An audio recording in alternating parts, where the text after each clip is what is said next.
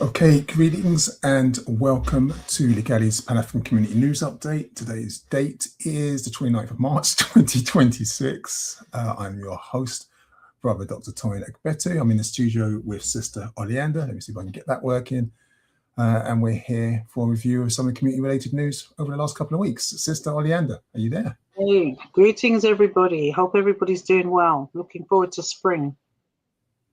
Well, it's definitely here. I think, was it last night they moved the clocks forward or something, didn't they? So Yeah. So we you lost know, an hour, but more right, day. lost an hour, which is why I'm feeling exhausted, but we have some more daylight. Okay, well, apologies for starting a little bit later than usual. We have a jam-packed program as ever. It's always helpful for those of you who are watching live if you can give us a quick check. Just Oleander's kind of on the mics. He's on the chats. So can you hear us okay? Can you see us okay? If you're watching live, of course, you're welcome to interact with us through Facebook or YouTube. And of course, don't forget to subscribe, like, and share if you find this broadcast useful. I'll go straight into our first section of the program, which is our libations corner. And the first one really is, the section called Remember. And the first libation is to, wow, when this came through from one of our community researchers, I was quite shocked because I had no idea. It's a veteran broadcaster and co-founder of a community radio station that I was very familiar with, Station FM. And our libation, I remember, goes to DJ Keithley, his full name Keithley Brian, who joined the Ancestors on the 16th of March. Now, for those of you who don't know, DJ Keithley, or Keithley Brian, was a pioneering DJ. He was a community activist, certainly that, and founder of Station FM, which is one of London's prominent radio stations, giving back to the community tirelessly, despite police raids and pressures from the state. He always made sure that station was delivering the music, the news, the vibes in this neck of the woods. He was known by many people as DJ Father Keithley, or the legend of the community. He was a very influential figure in the UK roots reggae and sound system scene. And he was the owner of the Heavyweight sound system and a mentor to many, many DJs, artists, and sound systems, as well as a dedicated advocate for his community. Now, there are many posts going around on Facebook and Instagram if you want to get more details about his passing. I'm sorry to hear of his loss. I'm sorry that I wasn't, I extend kind of like my condolences to family and friends. I knew him back from the days before I was even engaged in activism, when I was kind of like just starting out on the circuit as a musician and just kind of like trying to dealing with those chat shows and programs talking about community issues. And Station FM was there. It was, kind of like always supporting local talent, but also keeping up with the latest issues that are going around, from the policing, from government, just interspersing, mixing chat with music. Very sad passing. The next libation is to a prominent Mauritanian human rights activist, Boubacar Ould Massaoud. Now, he was a leading figure in the fight against slavery in Mauritania, and he just joined the Ancestors again recently. He passed away in Nouakchott, according to officials from SOS Clubs. And this is the organization he founded, which brings to an end decades of activism aimed at eradicating slavery and defending the rights of all of those that were its victims. Now, as I said, he was the founder of SOS Esclaves, an anti-slavery organization established in 1995. And the whole point was to combat the persistence of slavery in Mauritania and support the reintegration of formerly enslaved people into society. We often think that, if you listen to the right wing, that the legacies of slavery are no longer with us, but that certainly isn't true. Now, for many years, the group operated without official recognition before finally obtaining legal status in 2005. Now, he was born in 1945 in Rosso, and he trained as an architect and contributed to the design of several buildings. However, he became widely known for his activism against slavery and racial discrimination. I want to say is that We Remember is a phenomenal amount of work. He even co-founded a political party, Action pour le Changement, I think that's how you pronounce it, which was later banned by the government. And this is because, of course, the radical nature of the work. He faced several arrests and restrictions on his political activities. But despite these challenges, he continued his advocacy and he gained international recognition for his work, receiving the French Republic Human Rights Prize in 2010 and the Anti-Slavery International Award in 2009. In 2023, Mauritania finally honored him with the rank of the Officer of the National Order of Merit.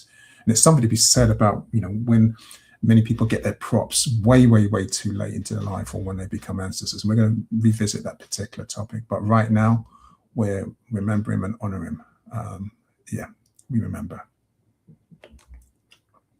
Now, the next libation is for one incident, which I'm going to share about now. I saw a series of incidents, which is the 45th anniversary of the Brixton Uprising. Now, we won't be on air when the anniversary takes place, which is why we're covering it now, but it's quite significant in the Pan-African calendar because over 3 days in April 1981, violence broke out in Brixton, London, between young people who were largely of African heritage and working class and the Metropolitan Police. And this left hundreds injured. And it's important to understand the backdrop of this because in April, I think it was Friday the 10th, there was similar tensions going on between the community and the police because there was a rumor going around that officers were harassing a young brother who'd been stabbed during an incident with other youths.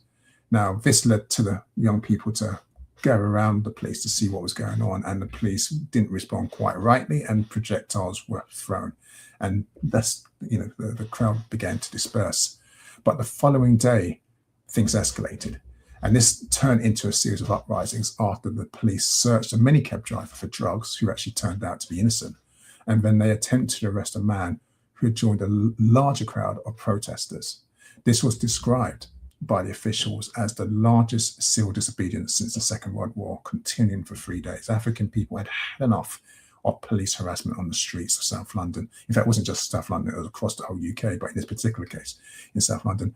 And, there was an uprising. And 2 days after the uprising ended, the Home Secretary commissioned Leslie Scarman to, and the quote was, inquire urgently into the serious disorder in Brixton between the 10th and 12th of April, and to report with the power to make recommendations. And so the Scarman inquiry became very, well known because of this kind of like this mission to try and work out what on earth was going on. Why were African people pushing back with serious levels of uprisings, which actually ended up transforming the UK and its approach towards race relations. My apologies, getting tongue-tied, and policing. They've gone backwards now, but at that time, it led to some transformative changes because people started to recognise that this was a serious injustice taking place. I'll give you one example. One of the most heightened causes for these disturbances was this policing tactic, where they chucked a load of police officers into the area, which they called Swamp It, and the process was called Operation Swamp 81. And to swamp it, was that term became very loaded at the time because it had been previously used by the Prime Minister Margaret Thatcher to describe immigration. So it was, saying that the nation was swamped with immigrants, and now the police were coming into this area to swamp all African people, and they were using what they called sus laws. Sus was a shorthand for suspicious behaviour, and they were stopping and searching anyone without any grounds. And they were using things like the 1824 Vagrancy Act to essentially harass and bully African people in the streets. And I say African people because it wasn't just young people. There's footage, you can see in some of our earlier documentaries where you can see elders, I'm talking about grandparents, also being stopped on the street. They'd be sitting on the park bench and the police officers would ask them to empty out their pockets and this kind of harassment stuff. And can you imagine the indignity? Kind of like an elder just sitting down, walking down the streets and being stopped by these young police officers who were just basically racially profiled. And they didn't need to have any grounds of suspicion and they could humiliate them. And then with the young people, they were using violence. And so this all led to the uprisings that took place in 1981. And so we remember that. There's so much more I can say about that, but it's a very important part of our history and it's an important part of our calendar. The next libation is for basically a spin-off from what took place then, because the Bristol uprising was one of the most significant disturbances to ever shake Bristol, and 46 years on, those involved say that the riots in St. Paul, they use the word riots, I prefer uprising, was a pivotal moment for British African communities in the UK. So this was a whole era, 1980, 1981, 1985, where whenever the police started to be violent and racist, and I say overtly, and start to get too confident, we pushed back. And in this particular case in Bristol, trouble erupted on April the 2nd in 1980, when the police raided the Black and White Cafe. That's what it was called. And you've got to understand with Bristol has this characteristic where there are many people of African and European heritage who hang together without any drama, about any problem. Just because we live in a context today where we have reform and the rednecks and the conservatives kind of stirring up this kind of racial tension. Actually, there wasn't always like that. And so, Black and White Cafe was raided in Grosvenor Road, which was a haven, St. Paul's, for Bristolians of African heritage. And they went in to confiscate alcohol. But what happened, this was just another example of police harassment, and they were driven out of the area by large crowds of people who started throwing things at them. Now, later that night, the shops were actually looted and burned, and the following day, more officers were drafted into what they say restore law and order. But this wasn't about restoring law and order. This was about sending the police a message: leave us alone. We haven't done anything wrong. Leave us alone. So they arrested 16 people. No, it's not 16 people. They arrested 140 people, but charged 16 with rioting offences. However, all of them were acquitted. And Paul Stevenson, who you may remember, who'd been at the forefront of the Bristol bus boycott in 1963, said the uprisings were about young Africans who were born in this country saying that they weren't prepared to be treated as second-class citizens any longer. Now, this raid on the Black and White Cafe was essentially the straw that broke the camel's back, and it represented, as it did, over 2 decades of relentless discrimination from all sectors of society. So after years of racism and an unwillingness on the part of the UK, the host nation, to fully embrace those who had come home to what they're being described to as the mother country, a new generation decided enough is enough. And so Bristol kind of made its stamp in history, and it's marked forever in the Pan-African calendar. And if those of you, we don't have a slide for the mass protest that took place yesterday in London, where I think it's rumored around 500,000 people turned out in this anti-racist march in the streets of London, which is being underreported by all the mainstream media. There's a lot of people who turned out, and they're not focusing on this, but they came out to say enough is enough. We're done with this anti-immigration talk. And this is actually a true multicultural, multi-ethnic kind of like unity between those who are being marginalized due to ethnicity and others who've been marginalized due to class and other intersecting discriminations. So yes, we remember. Someone else you also want to remember is the Scottish amazing doctor. Many of you know he was born in Guyana. He gained his PhD, however, in London from the University of SOAS. His collection of speeches from The Ground is My Brother was the first book published by Bogler Overture, established by the late Eric and Jessica Huntley. And this was following our ancestors' dismissal from the University of West Indies and the banning of him from re-entering Jamaica after attending a conference in Canada in 1968. Now, our ancestor Walter Rodney chose to live off campus with his family because he wanted to be with the community, and he spent time connecting with and learning from people and kind of like getting to grips with their experiences and articulating in a way that would often really annoy the institutions that are responsible for the social inequalities. Now, we remember him for his profound contributions as a scholar activist, also as a Pan-Africanist who sought to ensure that his impact went beyond the campus, reaching into the lives of everyday people. He was amazing intellect, amazing scholar. And yes, we remember he was born the 23rd of March, 1942. And we also remember the amazing Aretha Franklin, who was born in 25th of March 1942. She grew up in the 1950s, Detroit, surrounded from childhood by the now famous faces of the civil rights movement.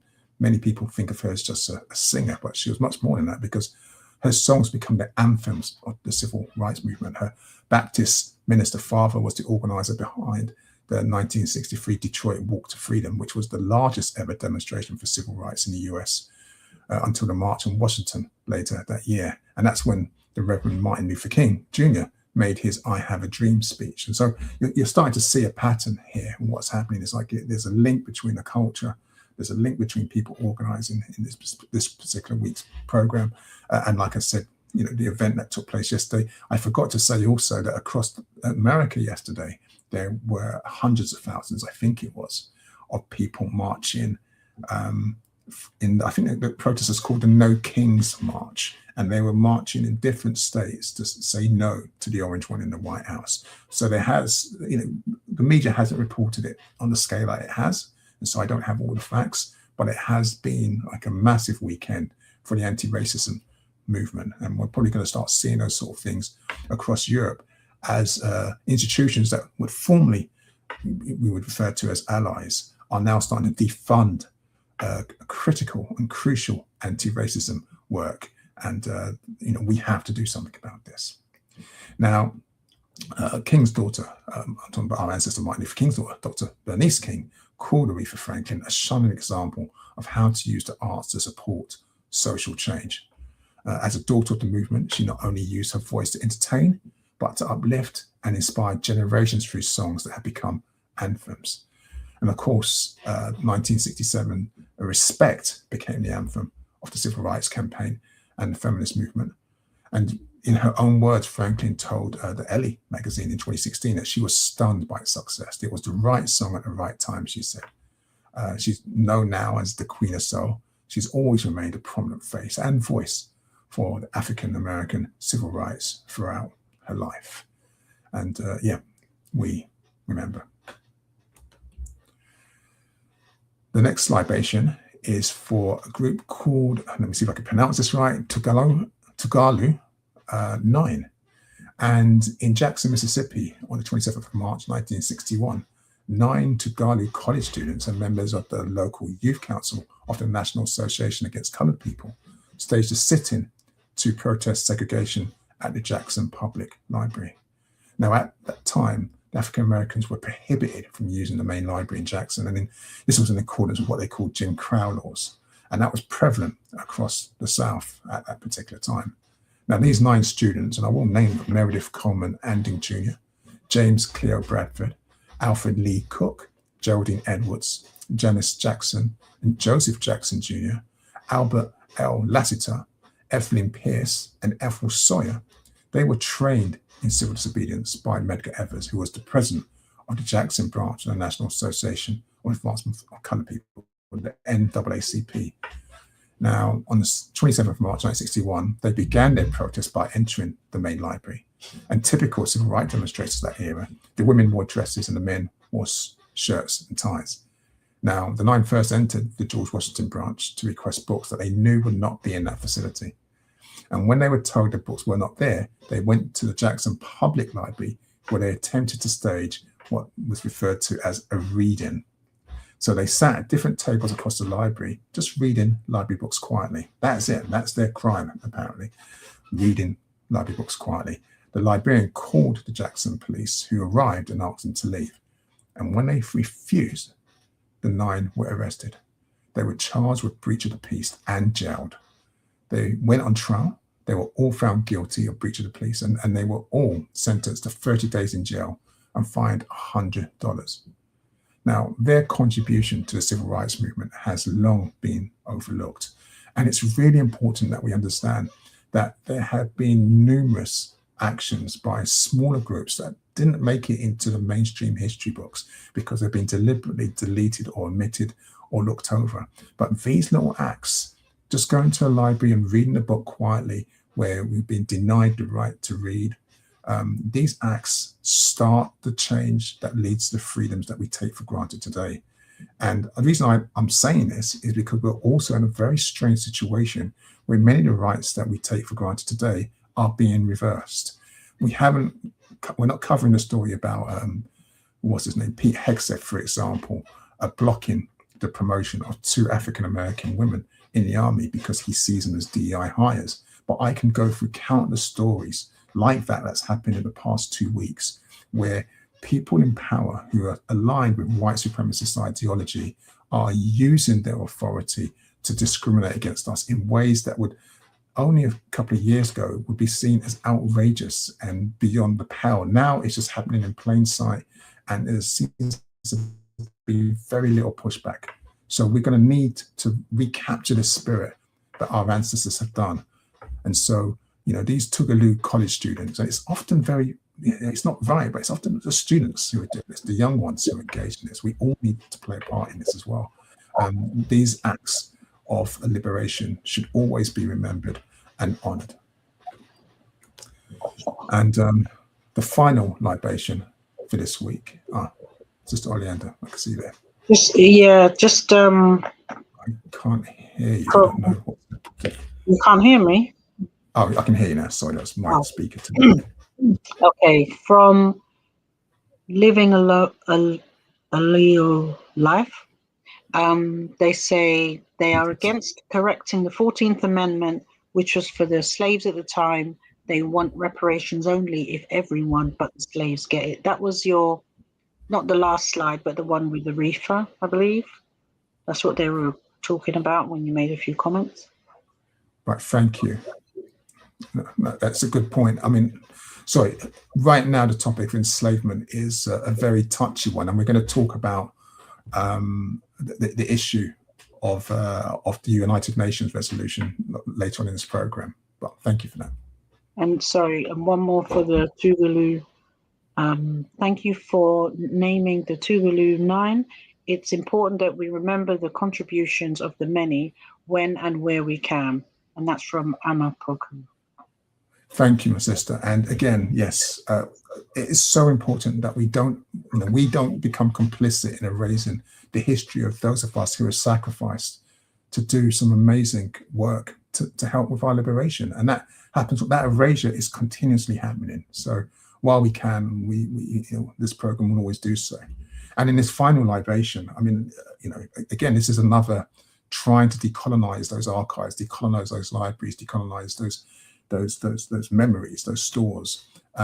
We often hear about the works of W. Du Bois, but we don't hear about Shirley Graham Du Bois.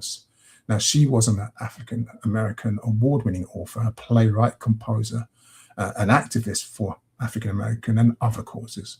And in 1932, while she was still a student at Oberlin, which was Du Bois's musical drama, Tom Tom, premiered at the Summer Festival Opera in Cleveland, Ohio. And this work was hailed as not only great in conception and splendidly executed, but that it was a new form of opera, something different from what had preceded it in history. So this was groundbreaking work.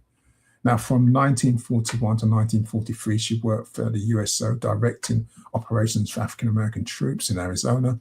And beginning in 1943, she began speaking as field secretary for the NAACP.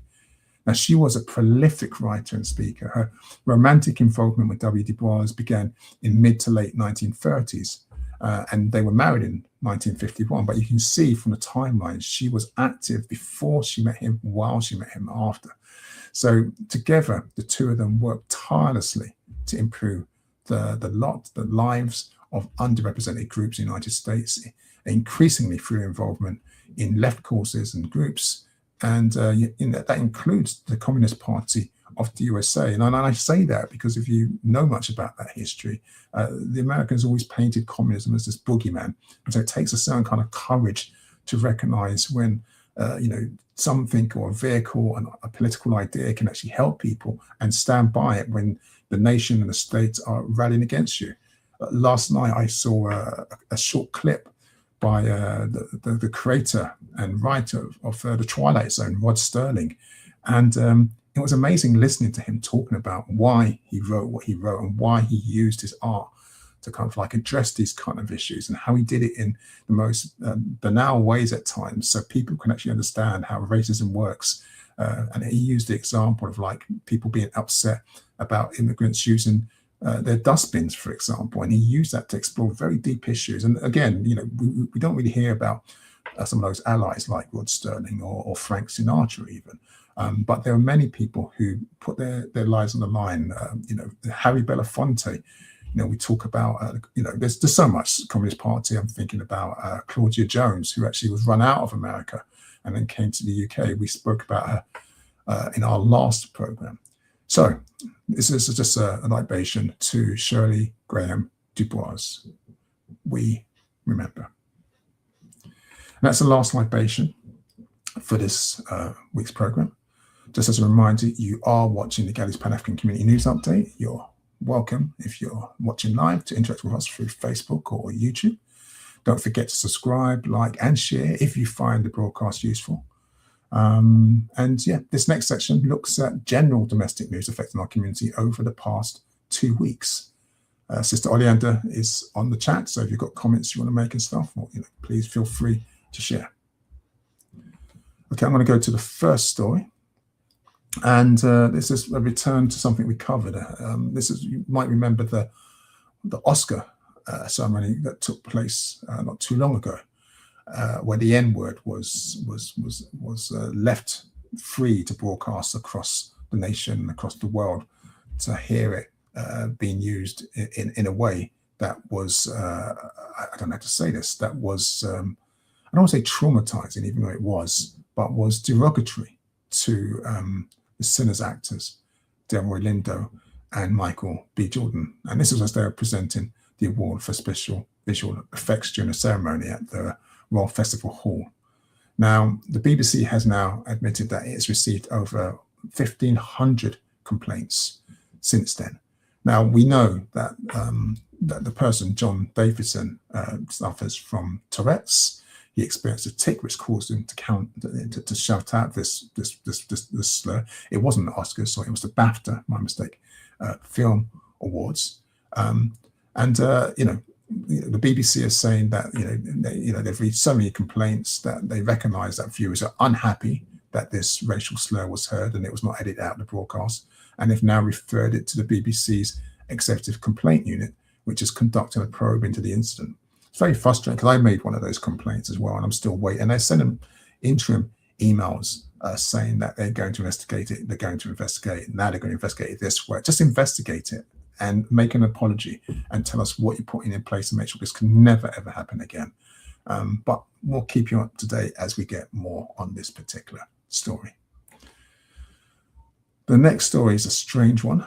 It's probably like a warning to those of us who travel abroad and we decide to go back to our motherlands. Now, the British national, Teraya Stapleton, who you can see in the image, has been sentenced to 9 months in prison and fined following a cocaine smuggling case in Jamaica. Now, the mother of one, who's in her early 20s, has been charged after drugs were allegedly found hidden in footwear at the Sangster International Airport in Montego Bay. She'd already spent time in custody awaiting trial before the sentence was handed down. And the outcome has actually prompted very strong reactions, with loved one expresses shock at both the conviction and the penalty. Now, in one particular post, her mother, Cheryl Gentes, wrote, 9 months and $6,000 fine. God knows why this is happening. Her friend is also understood to have been sentenced with her. Now, this is a long time coming. She was arrested in October 2024 as they prepared to board a flight to the UK following a holiday. The authorities have alleged that more than 5 pounds of cocaine had been concealed inside footwear in their luggage. And according to reporting at the time, around 2 pounds were said to have been found in her suitcase, with the remainder allegedly discovered in her co-accused belongings. Now, both women denied knowledge of the drugs, maintaining they were unaware of the contents of the items they were carrying. And this case has been widely discussed across diaspora communities, with competing narratives emerging around culpability, coercion, and the risk facing young travellers. We're not going to get into that particular aspect there. The family of Teraya said consistently that she's innocent, arguing she did not know that she was transporting drugs. It wasn't done knowingly, and they've raised concerns about the legal process. But under Jamaican law, drug trafficking offences carry serious custodial sentences, and prosecutions involving foreign nationals are not uncommon. I think that's why we want to report on this one. The case remains a stark reminder of the severe consequences attached to drug offences overseas, where legal systems, sentencing frameworks, and prison conditions can differ significantly from those in the UK. And we're seeing this with our young prince, who unfortunately lost his life when he had intimate relationships with another girl who's underage. We see that the laws in other countries can be very, very harsh. And in this particular case, even if the drugs were planted on them, we have to be aware of people looking to exploit us for their own gains. I saw something on BBC London this week. There was a UK artist, and I forgot the term she used. It was where young African women were being utilised by their partners to carry things that they shouldn't be carrying, like weapons, like drugs, sometimes with a consent, sometimes with, and she was writing music to inform them, don't do this. She had a term, I'm sorry, I can't remember what that term was, but this is something that happens, unfortunately.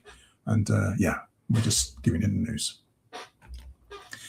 The next story is one about thousands of people gathering on Woolworth Albury Estate to release balloons in memory of a young 16-year-old who tragically passed away after a fire at his friend's home last week.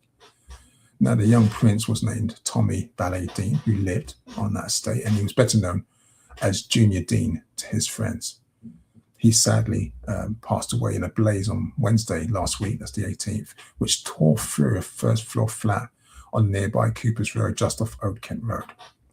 Now, it has been reported it was a home to his friend Sean Housey, who was also aged 16, and he's believed to escape the property before firefighters arrived and was taken to hospital.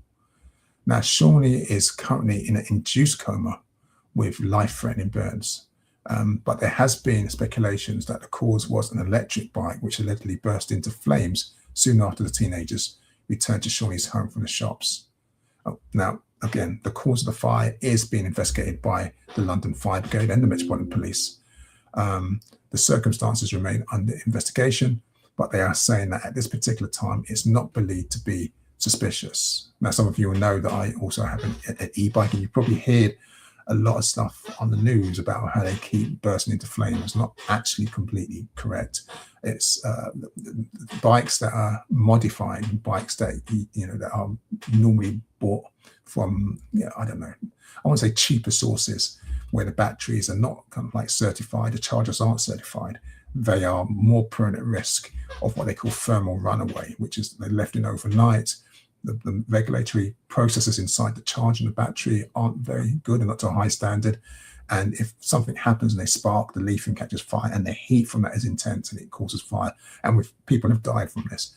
It is a small minority, but it really is also about being careful not to buy this kind of equipment from reputable sources. But of course, it's expensive otherwise. Now, tributes have been pouring in for Junior, who was a pupil at St. Thomas the Apostle School in Nunhead. He was described by many as being loved and a shining light. He was a talented footballer, son and brother, and loss will be felt, right across the community. Now, Dean Stanhope, who runs Suffolk Residents Football Club, has set up a GoFundMe page to support Junior's family with funeral costs, and he added, he was the clown of the group, always joking, always messing around, but he was so loved. We wouldn't change him for anything. He would light up a room. He made a huge impact on the club, and he'll never be forgotten. It's always horrible and tragic when we hear the young lives kind of like being extinguished so early before they've even had a chance to live. So yes, we remember. This story is a little bit more sickening. This is one of an evangelical pastor who sent intimate videos of himself to children and carried out abuse after grooming them on TikTok and Snapchat. Now, thankfully, he has been jailed for 9 years. His name is Walter Chawanda. He's 34 years of age, of Plumstall Court in Chester. And he was found guilty of 17 sexual offences against girls aged from 14 to 17 between 2017 and 2020. He also sexually assaulted a child under the age of 14. Now, as I said, he was a pastor in the apostolic faith mission before he set up his own church called the Sound of Dominion in Merseyside. Now, the court that was listening to him heard he targeted victims as far afield as Manchester, South Yorkshire, East Midlands, and Kent. But he was finally sentenced at Liverpool Crown Court to 9 years in custody and 5 on extended licence. The jury was told the church was made aware of several complaints by women, but did not take appropriate steps to safeguard young children. He was found guilty of 5 accounts of sexual activity with a child, 6 of sending an indecent electronic image, and 3 of causing a child to watch a sexual act, and 3 of sexual communication with a child. This is a very sick individual. And when I say sick, I don't mean as unwell. I mean to be using and hiding your perversions behind church and faith is morally repugnant. And it reminds me of the other one, the pastor's son, Mr. Westwood. I don't know what's happening with his trial, but hopefully we'll hear more from that, because people, he's been alleged to have engaged in similar activities. So it'd be good to know, what the outcome of those investigations are. Yeah. Okay, this one. This is, some of you probably heard about the case in Palestine, the baby that had been seized by Israel troops and had been tortured with cigarette burns trying to get information out of the child's father. This one happened. That happened in Israel. This one happens in the UK. This one's close, in my mind, to this, even though it's not been, a war wasn't the context. Now, we have a case where a nursery has admitted corporate manslaughter over the death of the toddler, Noah Sibanda, who died after being suffocated as staff tried to get him to sleep. Now, Noah, who was 14 months old, passed away at the Fairy Tales Day Nursery in Bourne Street, Dudley in December 2022. The events leading up to his death, which were captured on nursery's CCTV, showed that he had been restrained face down on a cushion while tightly wrapped in a sleeping bag. Now, a blanket had been put over his head, and he was laid face down to sleep with a leg placed over him by nursery worker Kimberly Cookson. She held him there, restraining him with her leg for some of that time, in what appeared to be an effort to make him sleep when he did not want to. It was then noticed that he was not breathing, and the emergency services were then called, and he was declared dead at hospital. Now, the private nursery, which thankfully is no longer in operation, admitted corporate manslaughter and an offence against the Health and Safety at Work Act. And Cookson, who was aged 23, previously admitted gross negligence manslaughter at the same court over how she made Noah sleep. It's a horrific case. It's a baby. The positional asphyxia. This is similar to what the police do when they put our young boys on the floor, hold their heads down, and then 6 of them jump on them and hold them down so they can't breathe. But this has been done to a 14-month-old child in a nursery, even with a CCTV running.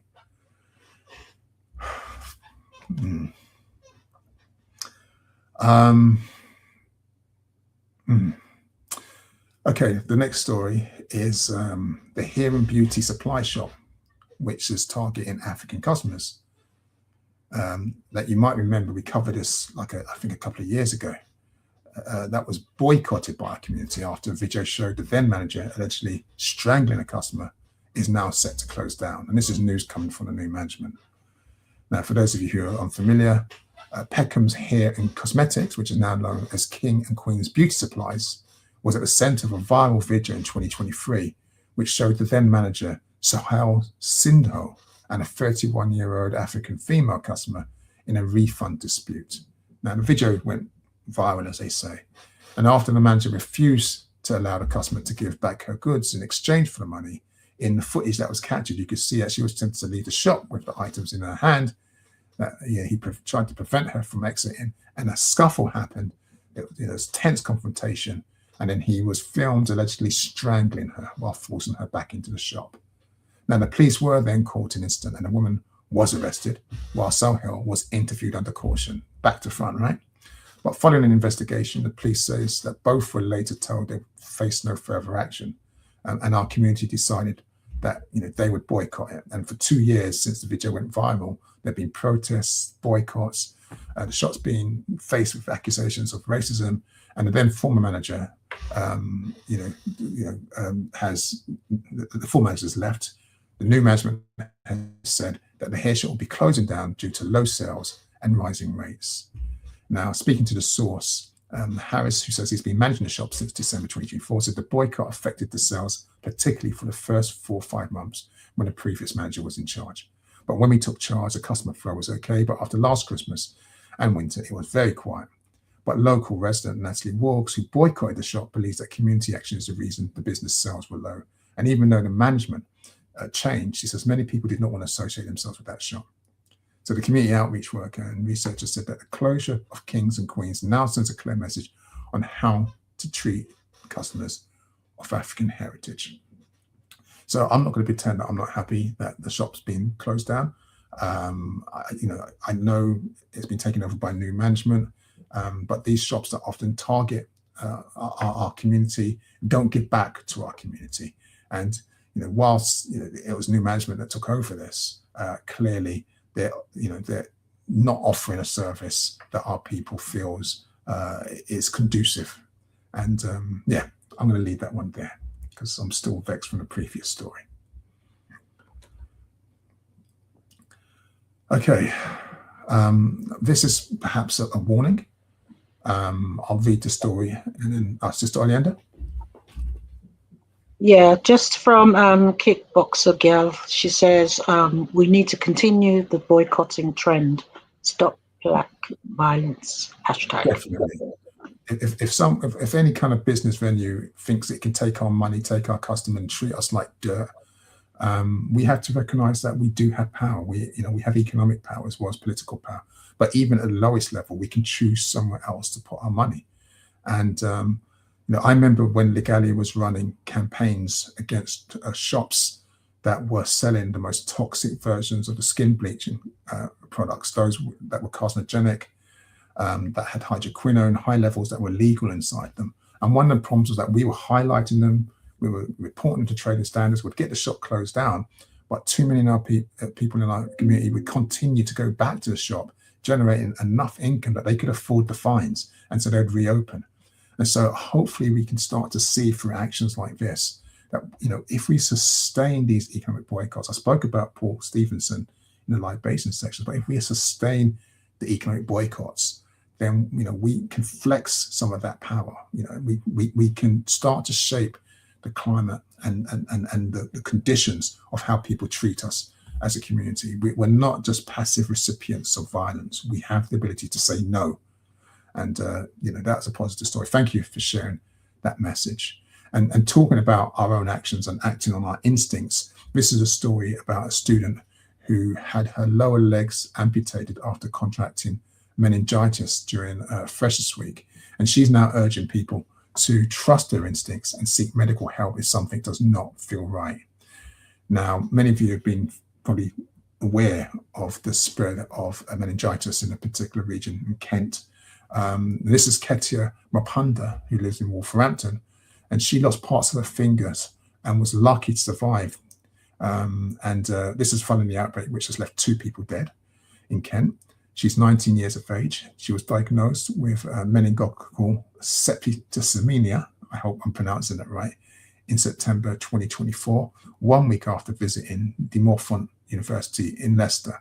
So this happened before, but she's reflecting on what's happening with the case in Kent.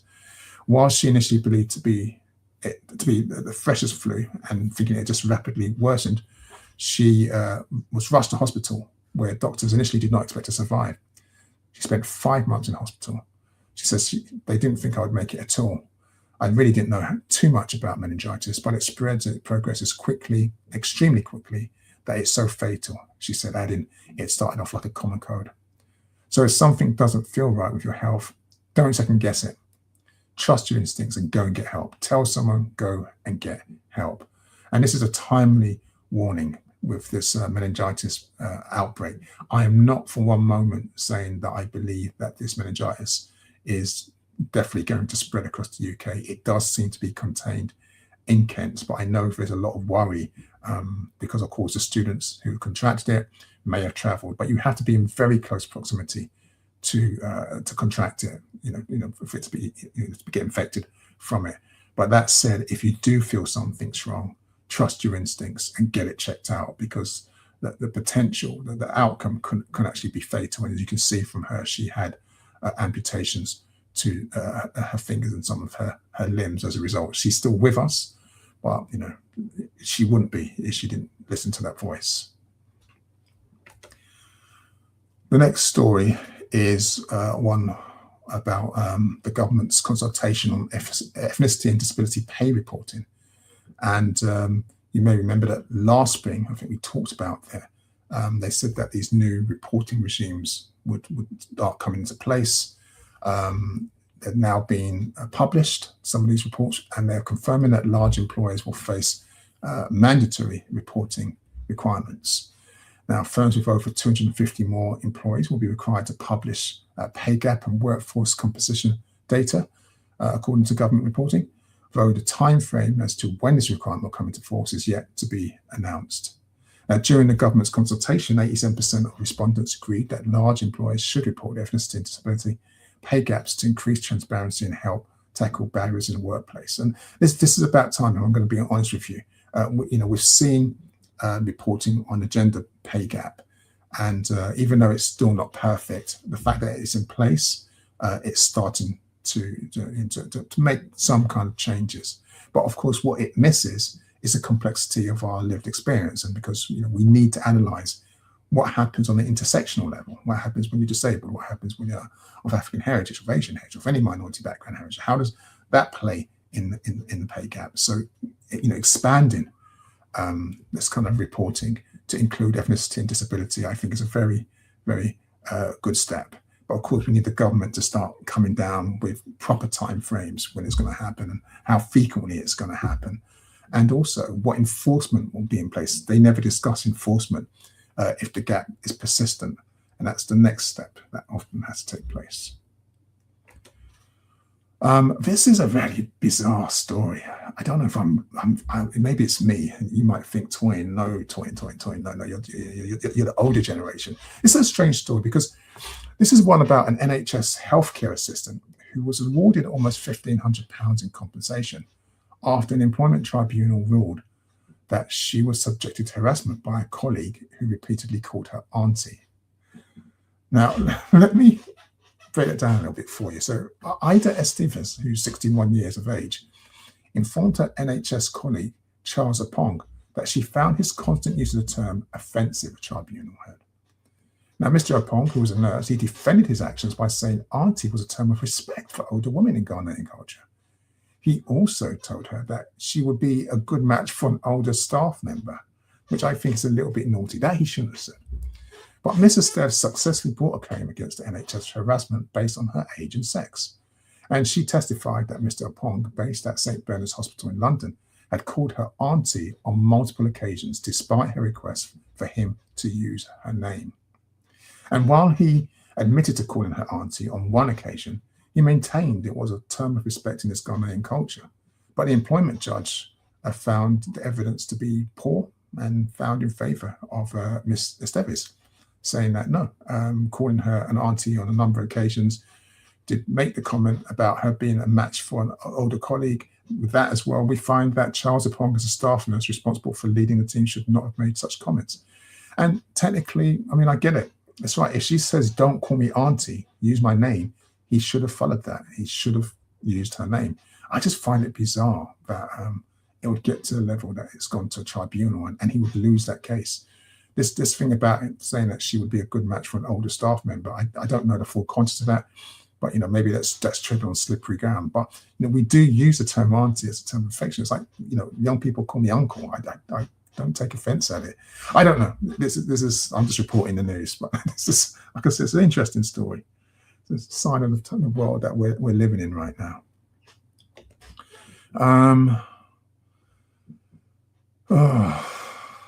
Okay, so we have one Jeremiah Joshua Smith, a 40-year-old man who repeatedly assaulted a woman in front of her children, not just her children, other children, at a home in Gloucestershire. Now, he's been jailed for more than 5 years. Now, this week, I think it was this week or last week, I should say, the court was told how the victim had to push the children out of a downstairs window so they could be safe from him, who was in possession of a knife at the time. The victim's children had been having a sleepover with their friends, all fled over a garden fence and sought refuge with a neighbour. Now, Smith, who's of no fixed address, admitted to causing grievously bodily harm with intent in relation to one woman and assault by beating in relation to a second woman. He was deemed to be a danger to future partners, and alongside jailing him for 5 years and 8 months, he gave him an extended, this is the judge, he gave Smith an extended sentence of further 3 years on licence. Now, he's going to be given a restraining order for 15 years in relation to the 2 victims, a prosecution witness and neighbour who helped the children, and he was prohibited from entering Kingsway. So just in case when he comes out, he decides to seek vengeance, there's going to be a restraining order on him as well. This level of violence against women, he's been prosecuted in front of children. I don't know what I can say about this. Now I get why the newscasters just do that inane, hi, I'm just selling the news. It affects me when I do this sort of stories. Okay, another story that's going to affect me. Now, an inquest into the passing of 47-year-old Irene Desire King Arthur, who you can see in the picture with her husband and children, has concluded that there were gross failures in her care in hospital that amounted to neglect and were materially causative in her death from sickle cell anemia. Now, of course, this is a story we have covered, but now this is the results of the inquest. She was living in Hampshire and passed on the 8th of August 2024 at Frimley Park Hospital in Surrey. And this is just weeks before her 48th birthday. Now, her family says that she was not listened to by the hospital staff, despite having an expert understanding of her sickle cell anemia, of her condition. There was no clinical curiosity to investigate her increasing oxygen requirement and her decreasing hemoglobin levels, which was 50% below her normal baseline. Now, her background is that she was born in Accra, Ghana. She had lived in the UK since 2003. And like I said, she had 2 young children. She was diagnosed with sickle cell in her early childhood, and it was well managed. She knew what she was doing. She only had the occasional pain crisis. She required hospital admission, but never required a blood transfusion. So she's, this is what we call an expert patient who keeps on top of the science, and they kind of know their bodies well. They know what the treatments are available. Now, she'd also worked as a civil servant and an aviation policy advisory within the Department of Transport, and she was the chair of trustees at Stepping Stones DS, which is a charity which helps people with Down syndrome and their families in North Hampshire, Berkshire, and Surrey. In fact, following her death, a fundraising page was set up in her memory. Now, her husband, Dominic Cromer King Arthur, said, Irene was an expert patient. She understood her condition, and she knew what she needed when managing her sickle cell. So throughout her mission, she was not listened to. She repeatedly asked for pain relief, but this was not given to her. She felt dismissed, unheard, and marginalized at a time when she was at her most vulnerable. No one should feel that way when seeking care. The coroner has today confirmed that there were gross failings in Irene's care, which were materially causative in her death. So there's not much I can say. This is the inquest confirming the family's position on what happened. The kind of like ignoring the expert like suggestions and requests from the patient who has managed her condition for almost 47 years. This won't bring her back. but it's important for us to be aware that this is still afflicting the lives of those with sickle cell in the UK in 2026. Another silly story where our expertise is now just being ignored. And this is one where an author whose work was reportedly removed from a school library has now taken to speaking out, warning that the target of books by writers of African heritage risks fueling cultural ignorance and erasing vital perspectives. And the author in question is one Nova Reid, and she wrote a book called The Good Ally, and she feels she's been singled out in a wider removal of titles from the Manchester School, the Lowry Academy. And this is kind of like following from the policies of the orange one in the White House, whose attacks what they call DEI, and we call in the UK EDI. She's a writer and social justice advocate, like I said, and she's at the intersection of storytelling about mental health and racial justice. And she says that I've been doing this for over a decade. She's won multiple accolades for her work, but we're in a position now that where the US goes, the UK often follows, and this is not new. She said that there's a surge in the banning of books in the United States, where titles that explore topics around racism and identity, especially those affecting the experience of African people, are those that are most frequently targeted. But she's quite upset that this is happening in schools, which are in the UK, because they're designed to deepen learning and understanding, and by removing them, this is not going to change anything. Now, apparently 130 books have been removed or restricted following an internal review of library materials, according to an investigation by the Index on Censorship, which first uncovered the scale of the removals. And it's affecting other writers. It's not just Nova Reid, it's Dean Atta, Reni Eddo-Lodge, Belen Evaristo, Michelle Obama, Chimamanda Ngozi Adichie. It's going on and on and on. They're just removing anything written by African authors that addresses some of these kind of issues. So we need to keep an eye on that. That's happening in schools, not just universities, in schools now. And the last story for this section, this is one I shouldn't really tie this in many ways to the economic boycott of the so-called hair and beauty shops, because this is a report that's been launched that revealed that music by people of African heritage is a central force powering the UK music industry, and it's making a commercial contribution of 80% and 24.5 billion out of a total 30 billion UK market. So just to hear that right. So out of a 30 billion pound UK market, music by people of African heritage equates to 24.5 billion of that. Now, the figures were shared in a landmark new report called Black Music Means Business, Driving Economic Growth in the UK. It was commissioned by the UK Music, a diversity task force, and it's the first of its kind in Europe. Now, breaking down the figures, it reports that there are 29 British African genres, which generated over 1.24 billion of the market over the past 3 decades, and there were 27 core music genres that generated 4.83 billion in sales. However, and this is where the lick comes in, while the music has grown significantly over the last 30 years, equity and representation for African talent has not seen the same momentum. And the findings also highlighted a lack of support for music creators and executives from the community, despite the global success and influence of artists including Little Sims or Central C or Dave or Ray or Stormzy or Sort or Ezra Collective, just to name a few. Now, only 22% of the workforce at senior industry levels identifies as African, Asian, or minority ethnic, compared to 46% of London's population. And on top of that, the report found that artists and professionals from those communities face disparities in contracts, pay, funding, and support, included a documented 20% pay gap, which is why the previous story about reporting on ethnicity pay gaps is so important. We contribute to these industries, make so much money, but the artists, those involved, the producers, those behind the scenes are not getting paid. They're not getting their props. So it's nice to know how much our work is valued if you're interested in like the economic terms. But the social justice element is still a long, long way off before we start to see equity. Okay, that's the last of that section. Let me take a sip of water.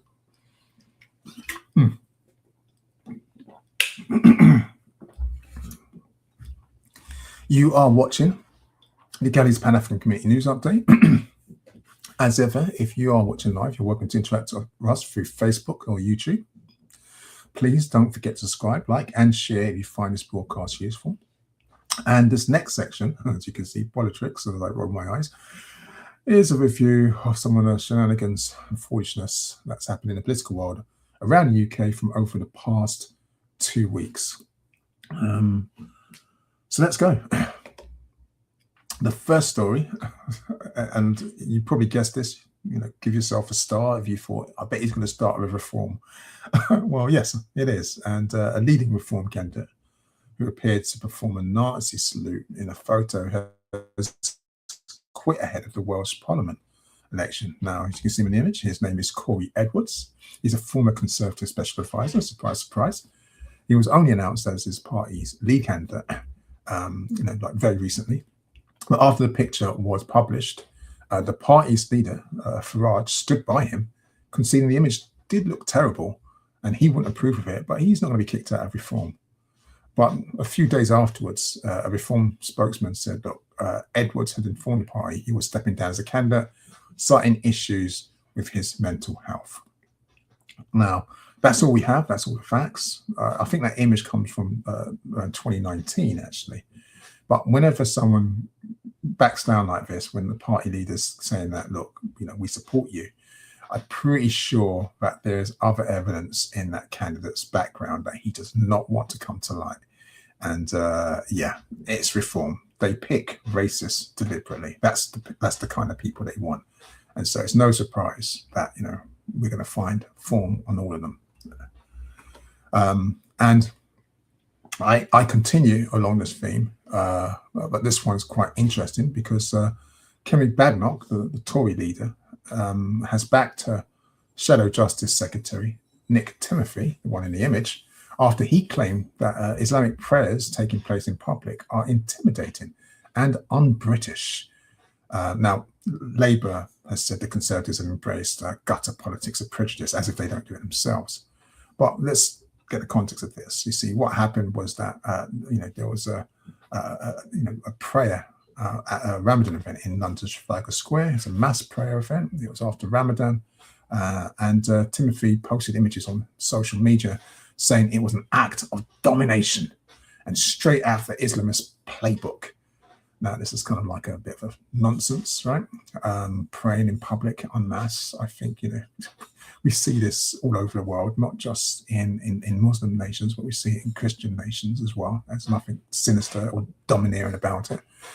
After heavy criticism, however, including from Sadiq Khan, the London mayor, who actually attended the event, Timothy doubled down on his views, saying that such an expression of a non-Christian faith was a challenge and a call for replacement.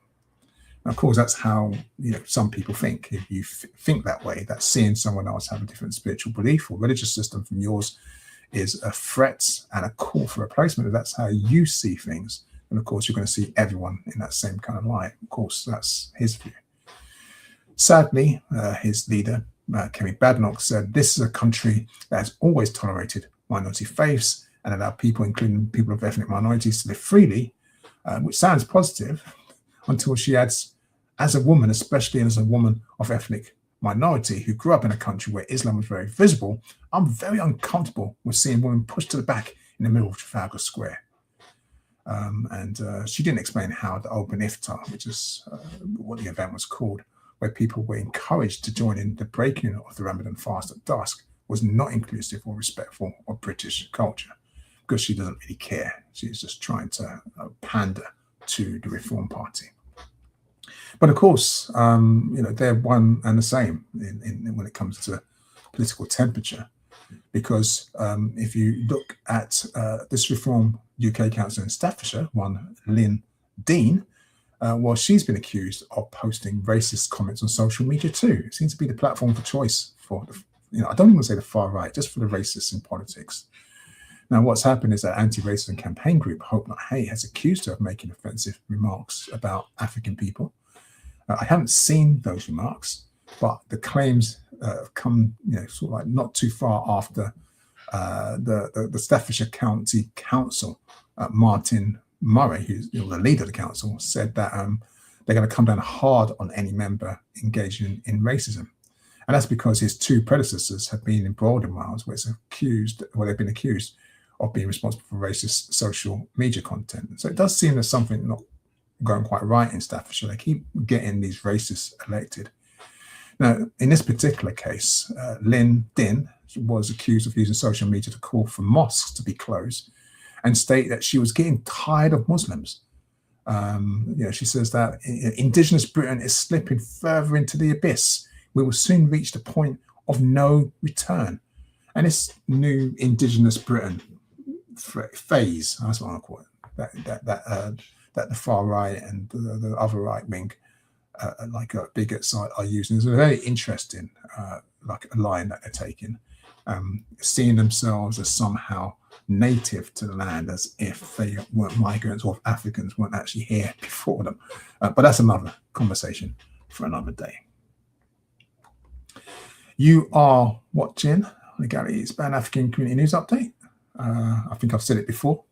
You know how to interact with us. I'm just going to go through some of the review of policing stories around the UK over the past 2 weeks. Whew. Let's start. The first is this 2026 story. It's not, I doubt it's surprising, but African people are being bitten by police dogs at more than 3 times the rate of Europeans, according to new figures. And, this is basically laying bare the stark racial disparities in the use of force across England and Wales by the police. Now, the figures were drawn from Home Office use of force data, which shows in the year ending March 2025, the police deployed dogs against African people 2.7 times more often than Europeans overall. And it was even worse when it came to bites. Like I said, it's 3.5 times more often. The figures were supported by Freedom of Information data on complaints about police dog deployments in 2024 to 2025. But only 2 forces, the Metropolitan Police and West Yorkshire Police, provided useful responses. The others, I'm guessing, obfuscate the kind of answers. Now, the campaign group Stopwatch, which conducted the analysis, said the figures raised serious concerns about proportionality and accountability in policing. Habib Kadiri, who's executive director of Stopwatch, said the data points to a troubling pattern. The use of dogs as a police tactic has increased in both frequency and severity, disproportionately affecting African communities, with scant evidence of any accountability when concerns are raised. This following one, please brace yourself, case level evidence obtained from the Metropolitan Police adds further weight to those concerns, because in one incident, an officer reportedly could not get the dog off, that's his own words, a person who had been handcuffed, resulting in injuries. And in another case, a complainant alleged a police dog was released without warning, leading to injury. Now, despite multiple complaints relating to excessive force, the Independent Office for Police Conduct found that the service provided was acceptable in all cases reviewed. So no justice. Yeah, policing in the UK.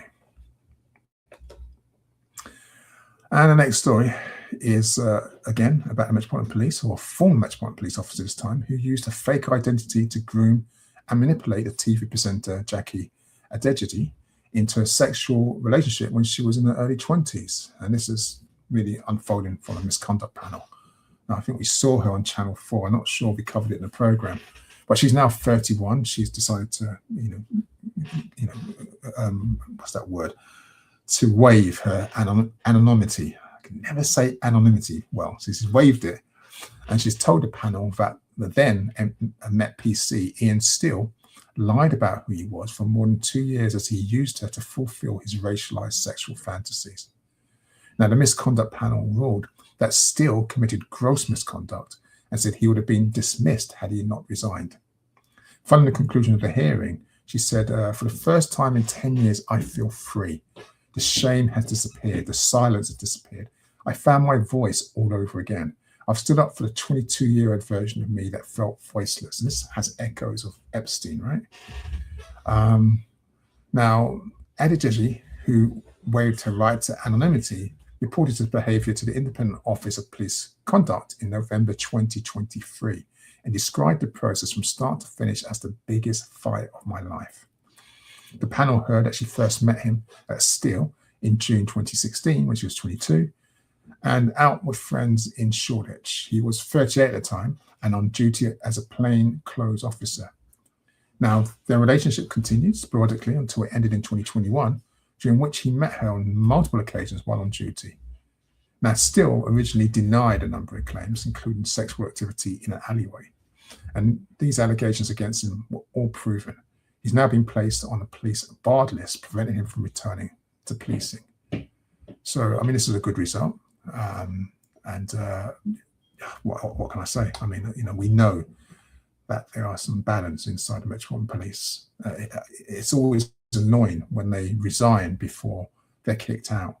But yeah, then met PC in Steele. He's actually been barred, so he can never rejoin the police again in the future. And if you want to continue down this line of bent coppers, well, here's another character, David Carrick, a former Metropolitan Police detective who's facing allegations of failing to properly oversee let's start again. A Metropolitan Police detective is facing allegations of failing to properly oversee an investigation into serial rapist David Carrick, with a tribunal hearing claims of unconscious bias linked to the victim's race and sex. Now, Carrick, who's 51, he wasn't a detective. He was a former armed officer with the force and is recognised as one of the UK's most prolific sex offenders, currently serving 37 life sentences for attacking more than a dozen women. Now, how this gets complex, so he's been convicted, okay?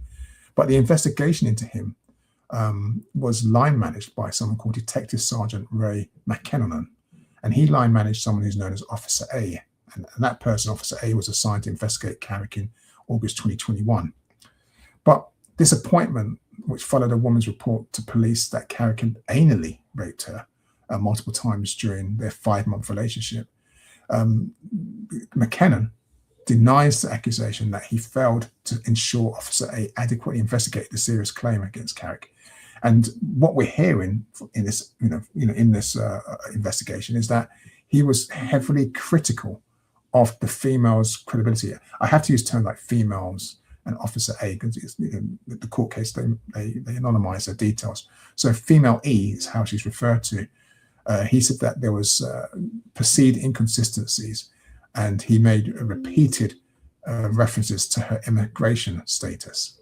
So the hearing was told that accusations against Detective Sergeant Mackinnon represented a grave dereliction of duty, and it alleged that if found proven, his behaviour amounts to gross misconduct and could justify his dismissal.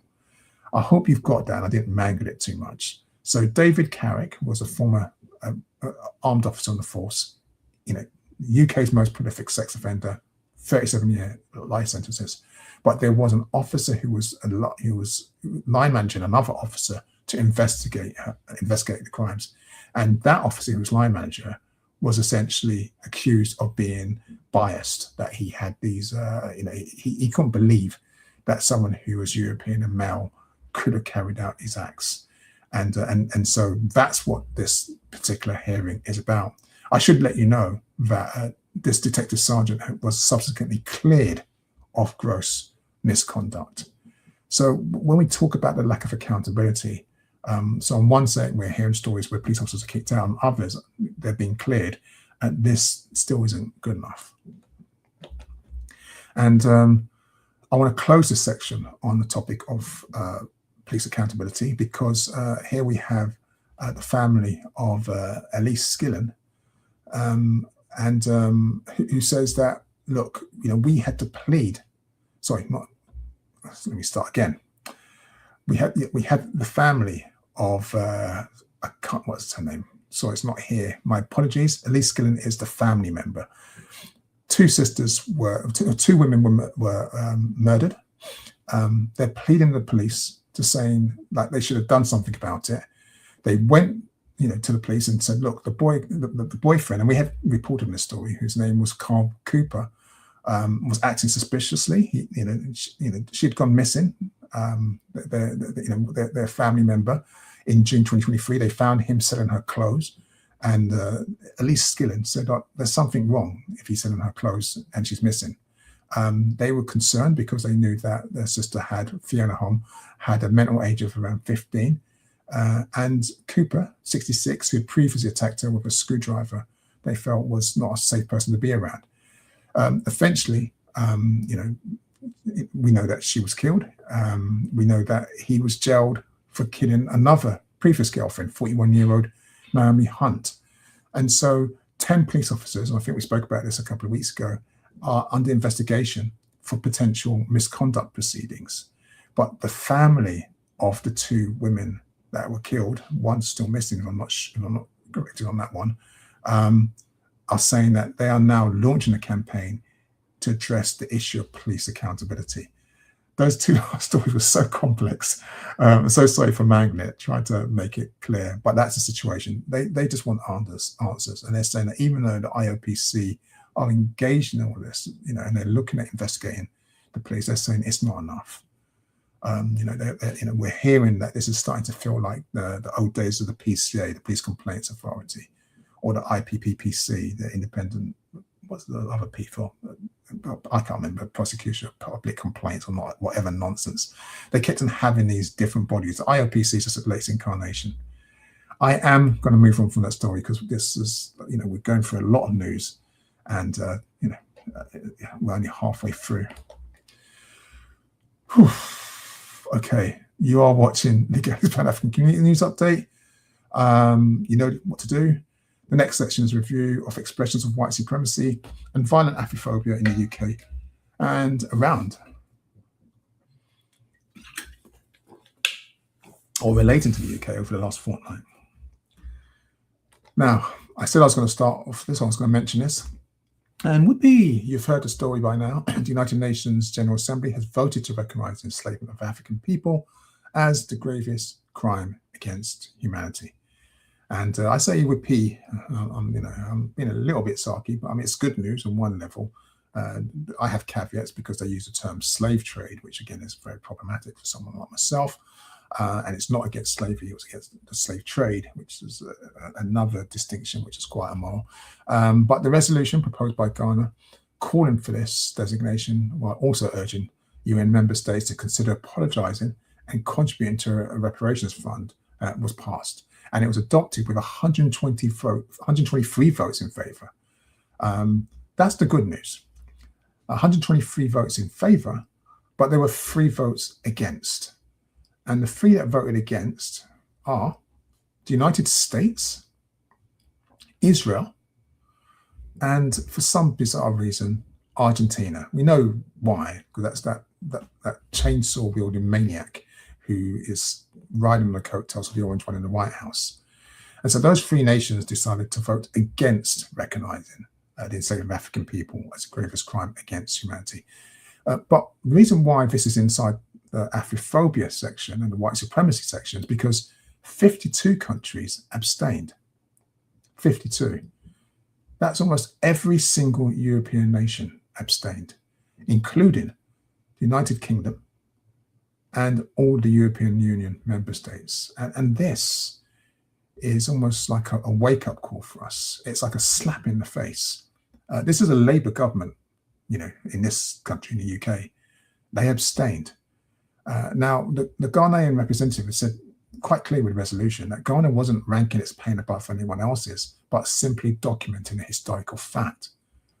But the UK was pretty much like, no, we don't want to kind of like say one pain is more than another, and we don't want to go into this reparations discussion because that was tied to the resolution. And Kenny Badenoch, who you'd think would just keep her mouth shut, decided to wade into this and say that Britain should have voted against the resolution, and criticises the government for abstaining, saying that this was a demand for trillions from the British taxpayers for reparations, and Russia and China and Iran voted with others to demand reparations. Why is the Labour government abstaining? Why didn't they vote against this? Was it ignorance or cowardice? Well, her comments are just sickening, and there's no justification for that, apart from, of course, if she wants to. And what's that term that got that teacher into trouble? There was the coconut gate, wasn't it? Yeah, if they want to say that there's something wrong with her, if she is someone who's of African heritage, with roots in Nigeria, and one of the nations that was, was where people were enslaved and kidnapped from and colonized, can actually say that this is not a crime against humanity. In fact, that's too much on Badenoch. But that's the story now. So 2026, we did have a vote by United Nations General Assembly. Just for those of you who are not sure, well, what does this mean in real terms? What's going to happen now? Nothing is going to happen, because the United Nations, just to understand the politics, if you think about Parliament and the House of Lords, where in the United Nations, the General Assembly is like everyone talking and stuff like this, but Security Councils where decisions get made. So the General Assembly has made a statement, but it's non-binding, and this is the reason why the UK could have voted in favour of, the whole of Europe could have voted in favour of, because it's non-binding, it's symbolic. But even at that level, they decided to abstain. And that tells you what we've always known, and what we should always remember, is that when it comes to our plight and the inequality and the social injustice that are facing us, certainly in Europe, certainly with America and Israel, we have no friends. We are alone. And we might have an amazing MP in the shape of Bel Rubio-Ade, who champions reparations and is doing some amazing work, amazing awareness from this. But if her colleagues are betraying her behind their back, are colluding to make sure that she can't move forward on this agenda, then we have to understand this Labour Party is not the Labour Party of our parents or the previous generation. This is actually just another Tory party. And in fact, just as an aside on this, I remember in our last programme, I said that there were no alternatives when I was asked a question about politics in the UK. And Sister Oleander kind of told me that there was a comment, and I didn't see it in time. I forgot to do it when I was live. There isn't one alternative other than the Green Party. There is your party. And we haven't got the space to talk about that, because there has been fallout with your party, and the hype and the hope that was with it when it started out is not quite as strong as it was before. But there is the potential to do things differently. So I'm going to leave that one there. And that's why I wanted to lead this section with that particular story. Sister Oleander. Yeah, so there's a comment from Acatarian Ravatarians, and they say, thank God the United Nations Reparations Committee denial by America, Israel, and Argentina showed the true intentions of the African Union and Pan-Africanism, which is betrayal. Yeah, I'm not sure I would say that the Pan-Africanism is a betrayal, because all the African nations voted for it. But it does show the true intentions of some. I think that's there. I think anyone who votes against it and anyone who abstained was also voting against it. I think that kind of shows what's going on. But I think part of the challenge is that many Pan-Africanists who are outside the motherland reside in colonial states. We live in the UK, and yet the UK government is the one that votes on our behalf, and that's not with our consent. African Americans have an amazing Pan-African movement there, but movements there. But of course, the government votes without their consent. It's the same thing we see with climate change and climate justice. We see organisations organising against kind of like the use of fossil fuels, and the governments just do the complete opposite to what their civilians and what their citizens want. So, but it is a betrayal, and what Kemi Badenoch did, I think, was quite despicable. But I'll move on to this, the next story, and this is one where I spoke about the new change in language that's taking place in the political arena. You're hearing more about Indigenous Britons, and this is kind of like creeping into discourse. Well, GB News, I always had to laugh when they add news to GB News, because it's not a news channel. It's kind of like a children's ranting playground. But GB News is facing backlash after a commentator on its US-based Late Show Live suggested that there's a genocide happening against European people in England, and that immigrants could turn on the white population. This is obviously not my language; is their language. I mean, it's an outrageous claim. It comes from Thomas Corbett Dillon, who you can see on the screen. He worked on Penny Mordaunt, the Tories' unsuccessful Conservative Party leadership campaign, and he also claims to have advised Boris Johnson. So he's on that side of the political party. He's conservative, he's far right. And these kind of comments about a genocide happening against Europeans when there are real genocides taking place across the world, which there's been a blind eye to, for far too long. I'm referring to Sudan, referring to Congo, referring to Palestine or Gaza, now referring to Lebanon, and of course to what is looking like it's going to take place if US ground troops go into Iran. These are real genocides that are taking place. So this guy is a joker if he's saying that some Muslims coming together to pray in an open iftar to celebrate Ramadan is some kind of invasion to turn on this, so-called indigenous, so-called white population. It's a madness. But these comments were made during a discussion about the British government's anti-extremism strategy. And this clown Corbett Dillon said, "I hate this idea that England is just a no man's land. No, there's an indigenous population that has lived on this island for thousands of years." And this is one of the problems when you have people like this just jumping onto ChatGPT to kind of like echo what it is, that the garbage that they're feeding it, and they engage in no critical analysis. You can open a book to see how nonsensical these comments are, and the lack of logic that's in there. I think Matt Goodwin is also surfing on social media. I think he published a book, and some of the references came literally from ChatGPT. And when he was asked to defend the quality of his book, he used ChatGPT. He said, "ChatGPT said my book is not written by AI." I mean, these people, they're incredible with their lack of intellectual rigor. I'm going to leave it at that. But anyway, in this story, he says, if this was happening in any other country around the world, everyone would be defending and saying, "Wow, there's a genocide happening in this island because it's being taken over by different people who are not indigenous to that land." And now, he says this on GB News. Ofcom has received some complaints, only 24 complaints. But they decided, or they haven't decided yet whether they're going to bother to investigate it. Now, Section 2, the Broadcasting Code states there are generally accepted standards which need to be applied to content. So is that part of free speech? Is he allowed to say that, or is it going too far? I'm not going to wade into this debate. We'll see what they do. It doesn't make such difference in this particular case. GB News I'd like them to get fined again, but it doesn't really mean much. I am in favor of free speech.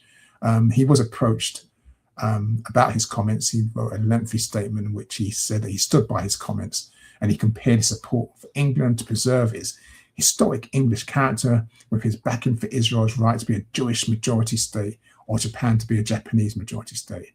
And so he goes on and on and on and on. And GB News often, as usual, just says, well, they're his own views. They're not those of the channel.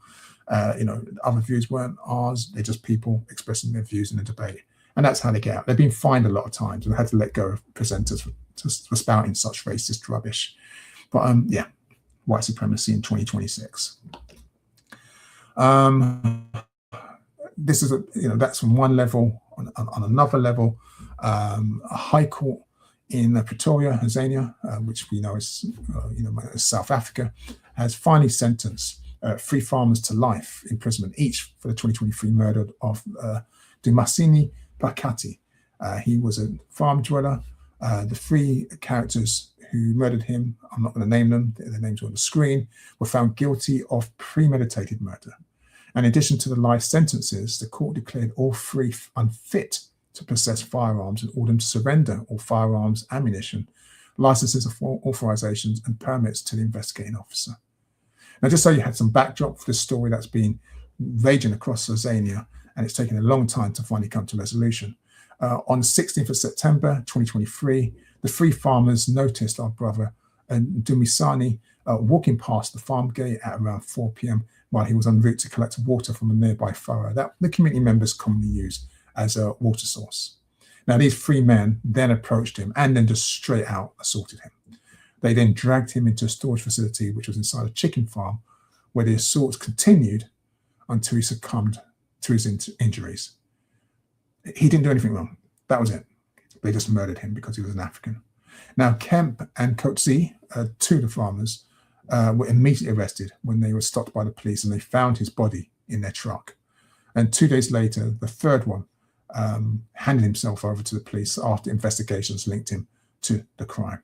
Now, the judge agreed with the state that the three showed no remorse, absolutely no remorse for the offence, and they killed the man for no apparent reason. The only conclusion he could derive from the killing, he ruled, is that it was racially motivated. It was Afrophobia, straight out Afrophobia in Africa. And this is the place where the Orange One in the White House is given amnesty to people who call themselves Boers, who say that they've been persecuted, and they need to escape when because their life is a living hell. There's a genocide against European Azanians or European South Africans. It's complete lunacy. But this is finally reached a conclusion. It's reached the right finding. It's horrific that this takes place, not just only in the diaspora, of course, also on the motherland. In the diaspora, we have some bizarre shenanigans going on. So this was an event that took place last week. And if you look at the image, you can see a picture above them. And campaigners who are engaged in the topic of reparations for African enslavement and Arthur scholars have criticized Charles, the British monarch, after he posed with a gaggle of Caribbean officials at a London reception beneath a portrait of George IV. And that's the picture who's in the picture. And the reason why they've been quite annoyed about this is because, this event, which was hosted in like a couple of weeks ago, was he was the George IV, I'm not a historian, was involved in the enslavement of African people. I mean, he made his profits from that. He had plantations. I don't like using that term, plantations. He had slave labor camps, or in Grenada, and these forced, not slave labor camps, these forced labor camps in Grenada are part of the profits that the British monarch's estate benefits from. So posing for a picture underneath them, and there was a group of 29 guests at the reception. Some would say, including myself, that was inappropriate. Now, research by the independent scholar Desiree Baptiste found that at least £1,000, which would be the equivalent of £103,000 today, were paid by George IV's private coffers from two Crown-owned Grenadian estates, which were worked by hundreds of enslaved people in the 18th and 19th century. So there's a direct chain. I mean, we have the receipts. There's no doubt that that guy in that picture profited from the enslavement of African people in Grenada. So to have him, above them in the picture, while they're just posing for a picture, that it's kind of, I don't like those. I don't even think those things are kind of coincidences. I mean, someone could say, oh, it's just an oversight. I don't particularly like that. I mean, some of you, I know you won't know, I just realized. Well, let me finish this story, because our brother, Robert Beckford, who's actually a British professor of theology, he said that the group photograph was an act of historical amnesia, and standing beneath the royal portraits normalizes forgetting. And that's a really good point. I mean, this week we've spoken about the importance of remembrance and, pushing back against this constant attempt to anetifize us, to make us forget our own history, to forget those people who have fought in our struggles. And at the same time, what's happening is that there's an assertion, a normalization of those that are our enemies, those that have committed genocide, that have committed the most heinous crime against humanity. And this is I think this is not, and Baptist has been polite, it's a diplomatic misstep, and that the palace needs to deepen their understanding of the monarch's involvement in slavery. I think that's very, very polite way of saying it. And but she's got the receipts, and she's made the point that this is not a conspiracy. They were directly engaged. What I was going to say, and maybe I don't know if I should go into detail, like I was invited to this event by the Home Office to meet the Nigerian a president, and there was going to be hosted in this lardy-dardy kind of thing. And I remember speaking with Oleander and saying, like, my spirit says don't go, so I didn't. I didn't go. I mean, I had other things to do as well.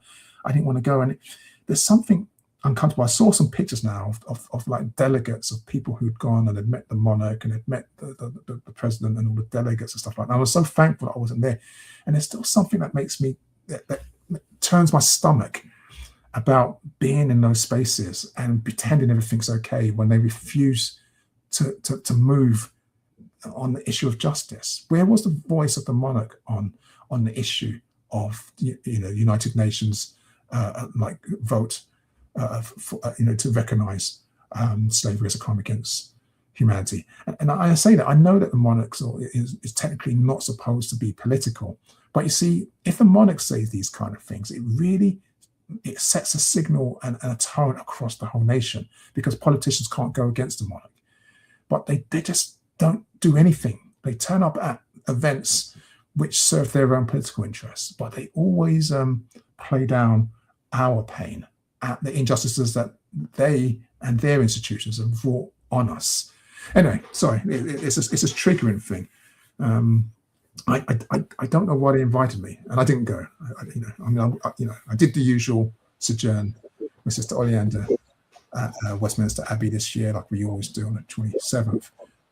And thank you, my brother, who for turning up as well and stuff. But Sister Oleander, I'm rambling. I just wanted to make a quick point and to say absolutely the monarch in this country should be the first ones in line to actually acknowledge reparations, because they're the biggest ones that actually what's that word, benefited from it. When you think about and when you think about all the land in this country, all belongs to the monarch. Doesn't matter if you own 50 houses, the land that they sit on, it doesn't belong to you. So, it's just something that I feel very strongly about. The monarch should absolutely say something about it. And that picture that I can see there, it's just cringe for me. It's just ridiculous. Anyway, that's all. Isn't it? No, thank you. I mean, it is, and and the church. I mean, at least the church has finally put in. I can't remember. Was it 10 million? It might even be more than that, into an investment fund, which is to deal with reparations. It's not enough, but it's a start, right? There's some kind of way. The monarch can actually say, look, we've got these excess resources. We're going to donate them to the reparations fund to help people, in the diaspora, in the Caribbean, and in Africa, to kind of address some of the inequalities and the structural systems that, racism systems that are blighting the lives and have blighted the lives of African people for centuries. But they just say nothing, and they take these flipping inane pictures, and we sit there grinning and skinning teeth like everything's okay. I can't. I'm at an age now. I'm a grumpy old man. I can't go to those things, and I can't pretend. I just can't do it. Let me move on. We've got a few more to go. Wow, we're still okay. I need to speed up a little bit. Okay, so this is about an open letter that has slammed Sheffield's failure to act 3 years on from a groundbreaking report into racism, saying that things are now worse than ever. So this background. Okay, so the statement was signed by the Independent Sheffield Race Equality Commission, was published on the 19th of March, has detailed a crisis of moral leadership across the city of Sheffield. And it says that despite city leaders making these public promises and strategies in 2022, that things have not improved for Sheffield's African, Asian and minority ethnic communities, and are now worse in many areas. And this is something that's been replicated up and down the country. So we remember, this is 2022, but remember, even later after the murder of George Floyd, etc., a lot of councils start saying they're anti-racist, they're going to do this, they're going to do that, and they publish these reports and stuff like that. Now, we have in Sheffield independent, and that word independent is so crucial, an independent Sheffield Race and Equality Commission. And they are looking at the pledges, and they're looking at what's been done, and they're saying things have got worse. One of you asked me last week about, Toyin, what should we do? And I remember saying that I am willing to work with anyone that's happy to put together like a NAPAR, which is a National Action Race Plan. So it's something where we sit down and we say, right, what are the markers that we say that we define have to be done? And without those being done, no one's going to get any vote from us, and no one's going to get any support from us, because without a NAPAR, they just take us for mugs. And this is what's happened in Sheffield. Now, in this particular case, the independent commission is saying we will not be silent, we will not be patient, and we will not stand by while inequality is allowed to deepen, especially for those forced to bear the weight of institutional failure. Now, the Sheffield Race Equality Commission was commissioned by the City Council and set up by the then councillor Abidissam Mohammed, who's now an MP for Sheffield Central. It's an arm of Sheffield City Council. Meanwhile, the open letter today by the independent SREC appears to be penned by former members and commissions out of protest. And so this is now an interesting split. So if you think about that, the council created its own official commission, and then what happened was that one of the members became a formal member, and people fell out, and they became an independent commission. And that independent commission is the one that's writing this letter saying we've assessed where you are and it's not doing any good.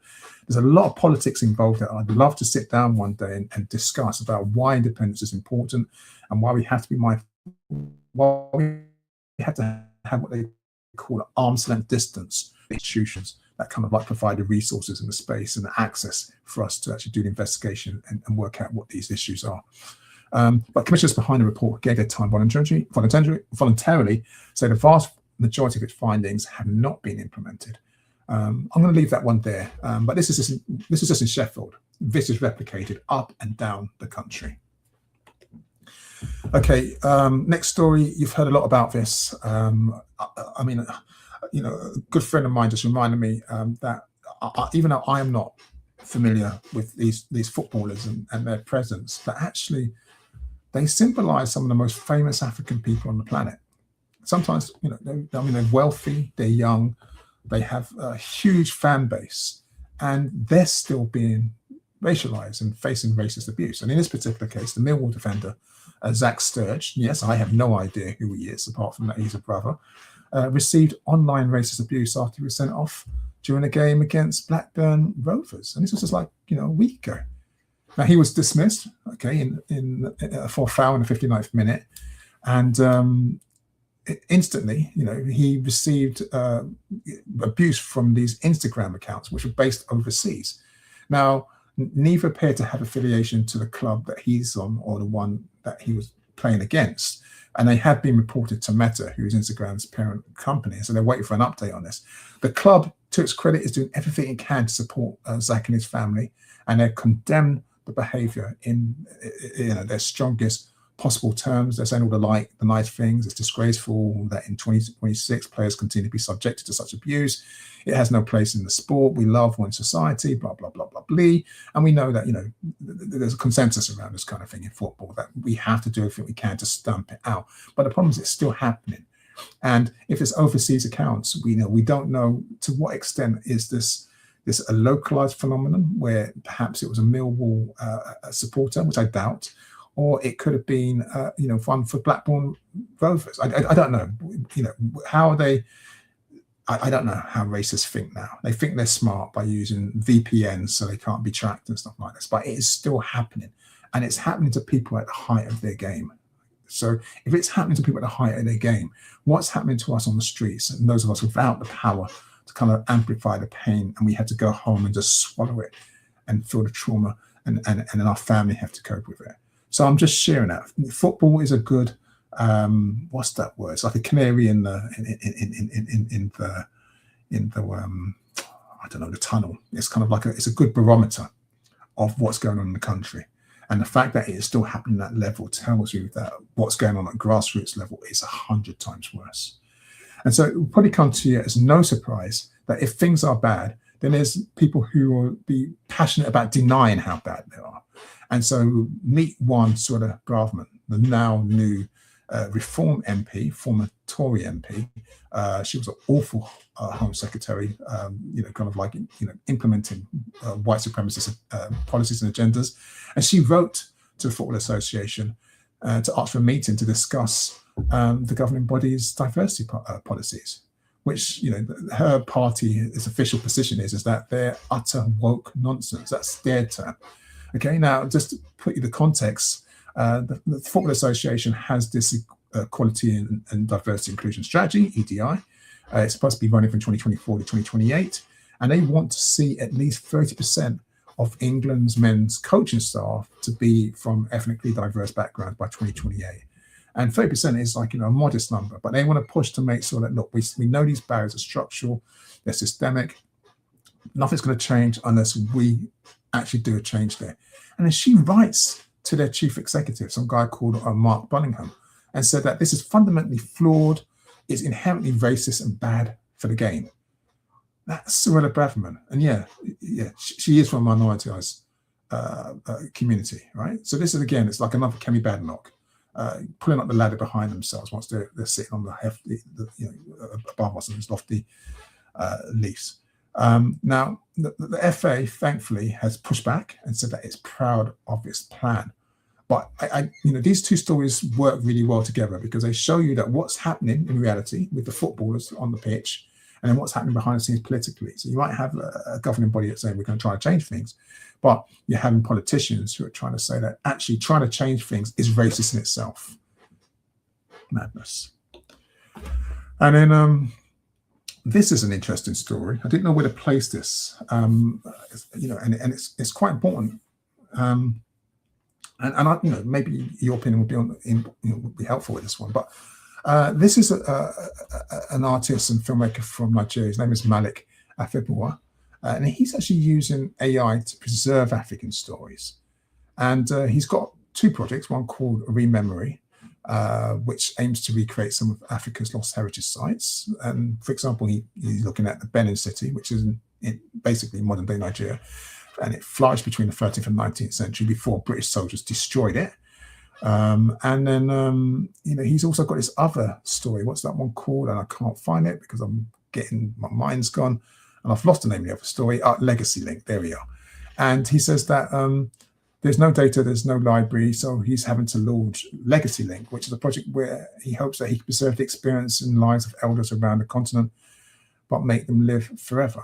So he's not just looking to preserve them, make them live forever. And this is where he interviews elders about their lives, recording their stories, capturing videos, and making 3D scans to make what they call digital twins of elders and present them as holographic displays in public areas like airports, where people can speak with them and use AI to bring their responses to life. And in the end, the final displays will feel like someone is standing in front of you having a conversation with you. And so users will be able to ask the digital elders a question about their lives, experience, with AI generating a response based on the actual interviews with that person. And he also plans to create an online chatbot, which is basically to make the project as accessible as possible. And throughout today, I've been speaking about how important it is for us to capture our history and our story. And I've seen this technology being used to really great effect with the Jewish community and the Shoah. And so they talk to elders who have gone through the Holocaust, and they've captured their likeness, they've scanned them from different perspectives. And then students come in and they can talk to them and they explain to them what it was like, etc. And so when those elders pass away, those stories aren't gone. And for me, that's amazing. And I've always wanted something like this for African people, because one of the issues I believe why people, I don't know, they don't take the enslaved African people seriously is because we don't have videos, because the technology wasn't present at the time. We don't have color photographs. We have like caricatures and cartoons, and we have a few images, etc. in the later years of enslavement, but we don't have some in the early years to actually visually see what it looks like. And we now have the technology to actually reproduce that. We also have we spoke of with that group who did the library boycott, and we don't have footage of that boycott. And I think there'd be something amazing actually to have a visual representation of that. Of course, my fear is that it's AI technology, and unless the people who are putting this together are ethically minded, we could be creating fake memories, or people can distort it and use it in the wrong way. But it's just an interesting project, and it's just I'm going to close with what he says. He says that around the African continent there's a saying that when an elder dies, a library burns to the ground, and so he's saying for him, the loss is not a metaphor. I don't know what my great-grandfather looks like. I don't have stories about him. And so, this is a technology that could potentially, help us with that if it's done right, if it's done ethically, it's in the right hands. But it's just something to think about. That's the last story for this section. I kind of wanted to close with that because it has the potential to do so much good, but of course it has the potential to do so much harm. You might be seeing some of those videos that are being produced by America and Iran, actually, and they're tit for tat about the war. And American ones are using some horrendous imagery, and they're abusing the software. And I worry about the abuse of the technology as well and the harms it can cause. Okay, whew. We're making progress. I think, is this the penultimate section? I think it's okay. So you are watching the Galley's Pan-African Community News Update. If you're watching live, you're welcome to interact using Facebook or YouTube. Don't forget to subscribe. As ever, you can like, you can share if you find it useful. And this section now is looking at some of the world news related to our community over the past 2 weeks. Remember, we're a Pan-African organisation. We're based in the UK, but we have an interest in geopolitics because it affects us here as well, and because we're caring people. That's just how we roll. And I'm going to start off with a piece of good news. I'm not putting it in positive news section. It's here. It's world news until we see the result. We have to be cautious.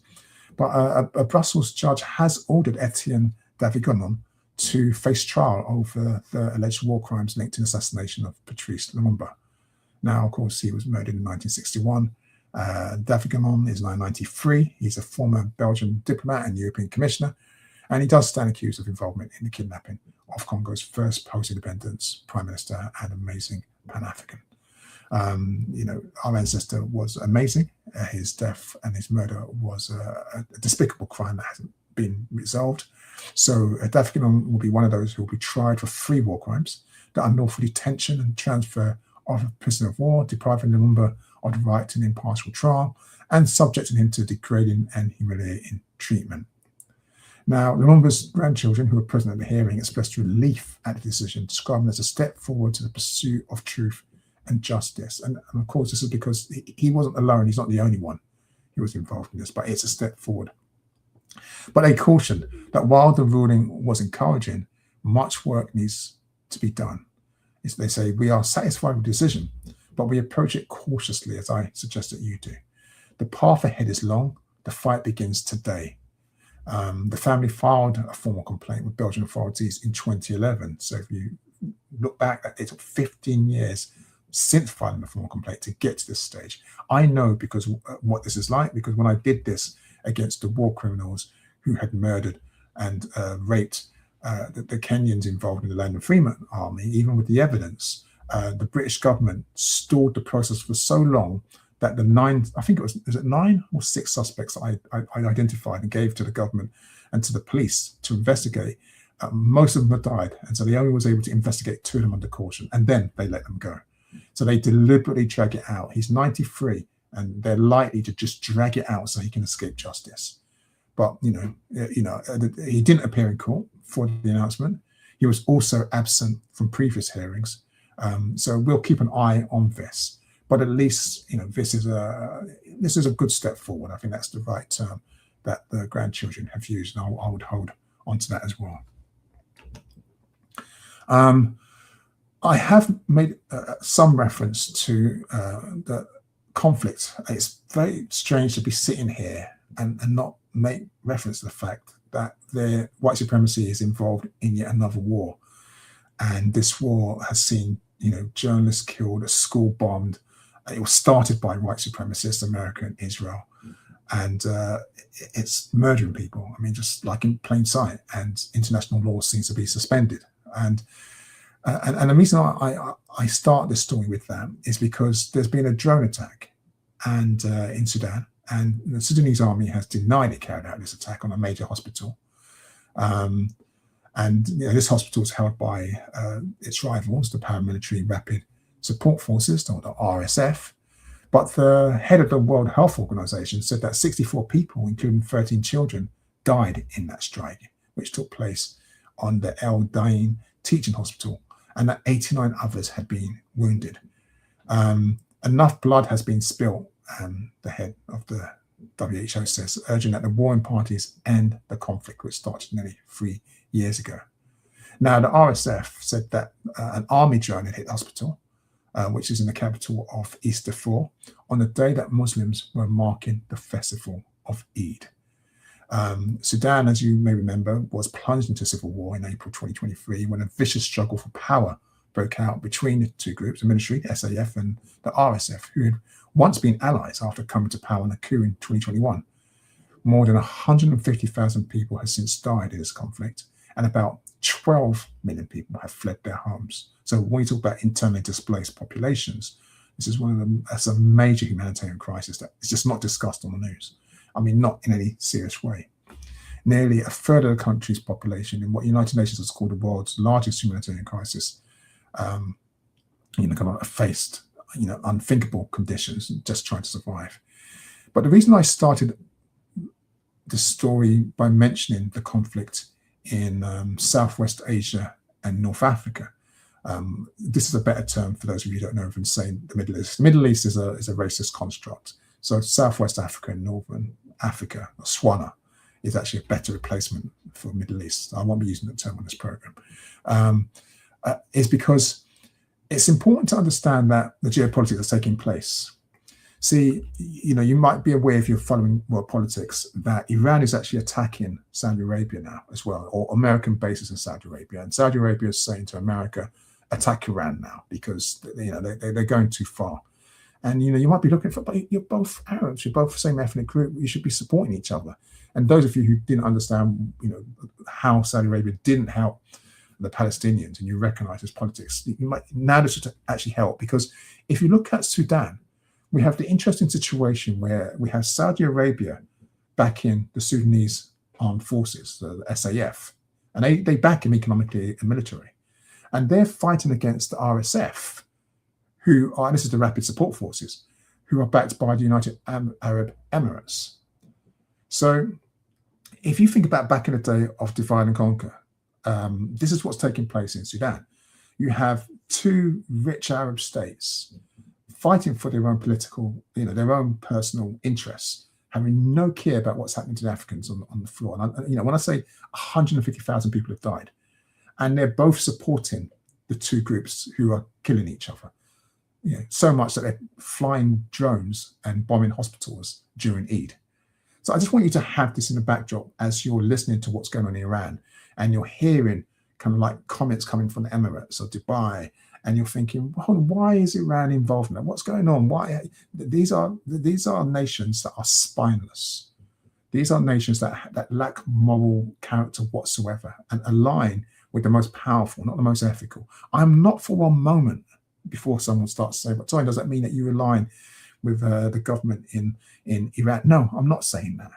I'm just saying, remember that United Nations vote, where everybody voted, 123 countries voted to recognize slavery as a crime against humanity. 3 powers, Israel, America, Argentina, voted against, and every European nation abstained. Think about what that means for us, and think about what it means when we're seeing, children dying. We're seeing 12 million people fleeing from their homes in a war which is funded by 2 Arab nations on the motherland. It's a lesson that we don't have time to go into. It's just something to think about. Okay, let's move on. World news. Last story for world news, and then we're going to go into some positive stuff because it's been a heavy program today. Okay, so where are we? Okay, so the Senegalese government, I talked about football. This is wrapping that up. The Senegalese government has called for an independent international investigation into suspected corruption at the African football's governing body after it stripped Senegal of the 2025 African Cup of Nations title and awarded it to Morocco. For those of you who don't know, there was, even I know about this. Okay, so Senegal beat Morocco in January's final. They won 1-0. But what happened was that the score was overturned by the Confederation of African Football because Senegalese players had walked off the pitch in protest when Morocco was awarded a stoppage time penalty. I mean, that was it. They came back. I mean, I think it was like 15 minutes or so, 17 minutes.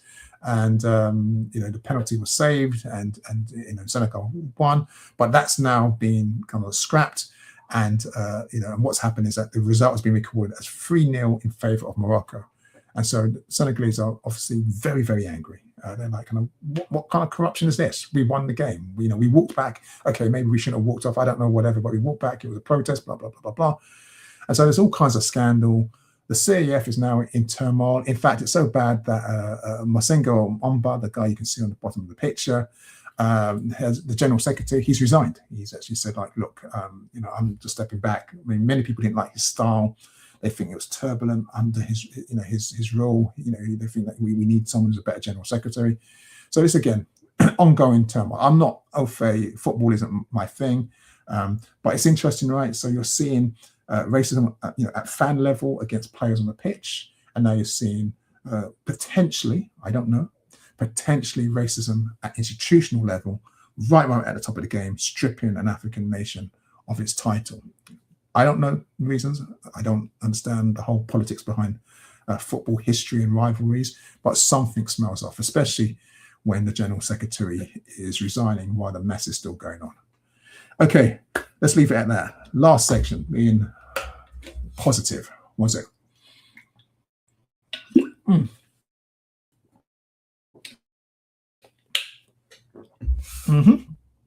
Okay, so you are watching the Galley's Pan-African Community News Update. I think we're 2 hours in. This is the last section. If you're watching live, you're welcome to interact with us through Facebook or YouTube. Don't forget to subscribe, like, and share if you find this broadcast useful. Now, this section, which looks at the positive news related to our community over the past 2 weeks, is the final section for this term, actually. So if you've got comments as to Oleander's on the chat, please send your messages, and kind of if you want to say something, please say that, because we're going to be off air for a few weeks until we go back. I only do the program during term time, which means I can sleep after next week during the Easter break. But I'm going to go through some positive stories, and we've got some nice ones here. So let's get started. But it's your program, so remember, if you want to say something, say something. Okay, where do you start? Well, this was a nice one. Hundreds of people packed out a London theatre last week for the red carpet world premiere of a film about Bermuda sporting icon Clyde Best and how he helped change the face of football in Britain. And no, it does seem like this is a football themed like a show this week. But again, we've had the bad news, but there's actually been people who actually done a lot of work to transform the game. We lost Herman Owsley earlier in the year, and we spoke about his work with the founding of Kick It Out, which is the UK organisation that kicked racism out of football. But in this particular case, we have this film where Mr. Best himself was surrounded by family and friends, and they were attending this official screening. The film was called Transforming the Beautiful Game, the Clyde Best story. It took place at Sadler's Well East, which is in the Queen Elizabeth Olympic Park. I think I was actually cycling past it. I saw this massive crowd. I was trying to work out what's going on. It was odd, but I was so tired I wanted to go home. And now it makes sense what it was. It was a feature-length documentary, several years in the making, and it details his life and career, but also casts a wider lens over racism in football, which occurred both in Britain and also in the United States, which is a part, I'm interested in, because I'm not really familiar with American football. It's a slightly different thing. It's more like rugby. So I'm not, what's that guy to the knee? Colin Kaepernick. I don't know if they're talking about football in America or kind of like American football. But again, it's interesting that racism kind of like hits sports when people keep making this comment about sport being, you should keep politics out of sports, so you keep politics out of the Eurovision Song Contest, but it's there, always there. And this film describes how he paved the way for people of African heritage to play and followed him into the game. He showed incredible resilience and calm in the face of horrifying abuse from the terraces. And as he spoke on the red carpet just before the screening, he said, "It's great to be here tonight with all West Ham fans, family and friends." On the movie again, its premiere, he said, "It's nice to know that we are at the final stage. It's been a long, long slog. I'm just thrilled to see it come to this position. I'm just glad that we are able to get to the finish line." And it's a nice way, I thought, to start this being positive section, and that's to Clyde Best. The next story is an interesting one, which I'd like your opinion, actually. Our researcher shared this with us, and he posed an interesting question, which I tend to agree with his view on this. But I'm curious if you have the time, you want to make some comments and share. Let me know. Last week, our beloved ancestors, Eric and Jessica Huntley, received this award from the mayor of Ealing, and they became recipients of the Freedom of the Borough Award, and this is the highest award that can be bestowed onto anyone in that borough. And there were other recipients. They included a former MP, Verinder Sharma, and an amazing campaigner for minority women's rights, Pragna Patel, who's also the founder of the Southall Black Sisters. Now, like I said, this is the highest honour that a local authority can bestow onto an individual. And of course, many of you recall we've spoken about the passing of both when it happened, and most recently, I don't know if I talked about a funeral that I attended for our ancestor Eric Huntley, which was a moving experience, amazing oratory by Professor Gus John and so many who were there. But the Huntleys were founders of the pioneering. When I say pioneering, I mean pioneering publishing house, Google, not Overture Publications. We spoke about Walter Rodney earlier on, and they published his groundings. And their work had a lasting impact on education, culture, and civil and human rights in our community in the UK. Their archive is now with Metropolitan Archives. You can actually, the friends of the Burkle family kind of like do something every year. Now, their daughter, Akeba Rutland, picked up the posthumous award on behalf of her parents, and there's no doubt that they deserved this award. That's not in question.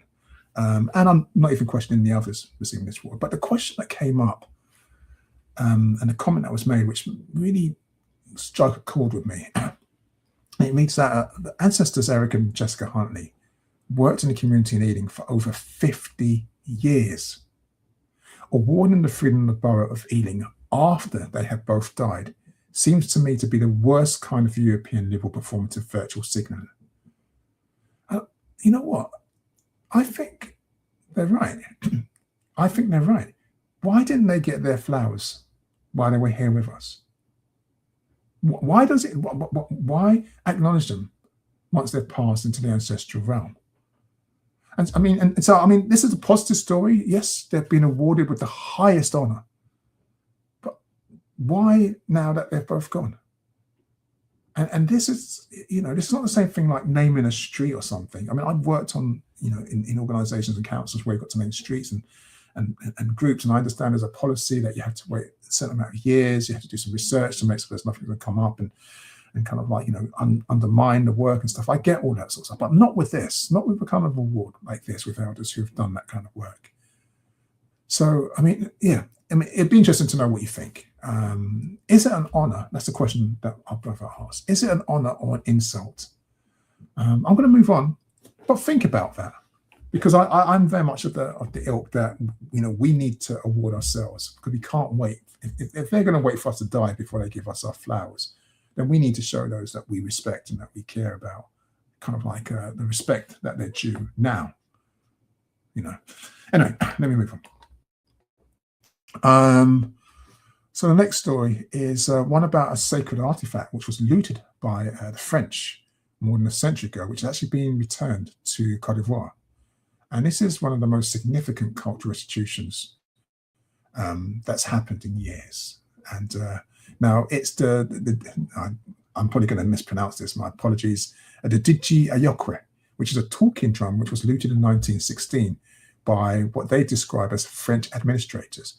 But it was returned to officials, Ivorian officials in Paris early this month, after being removed from the Quai Branly Jacques Chirac Museum, and it's gone home.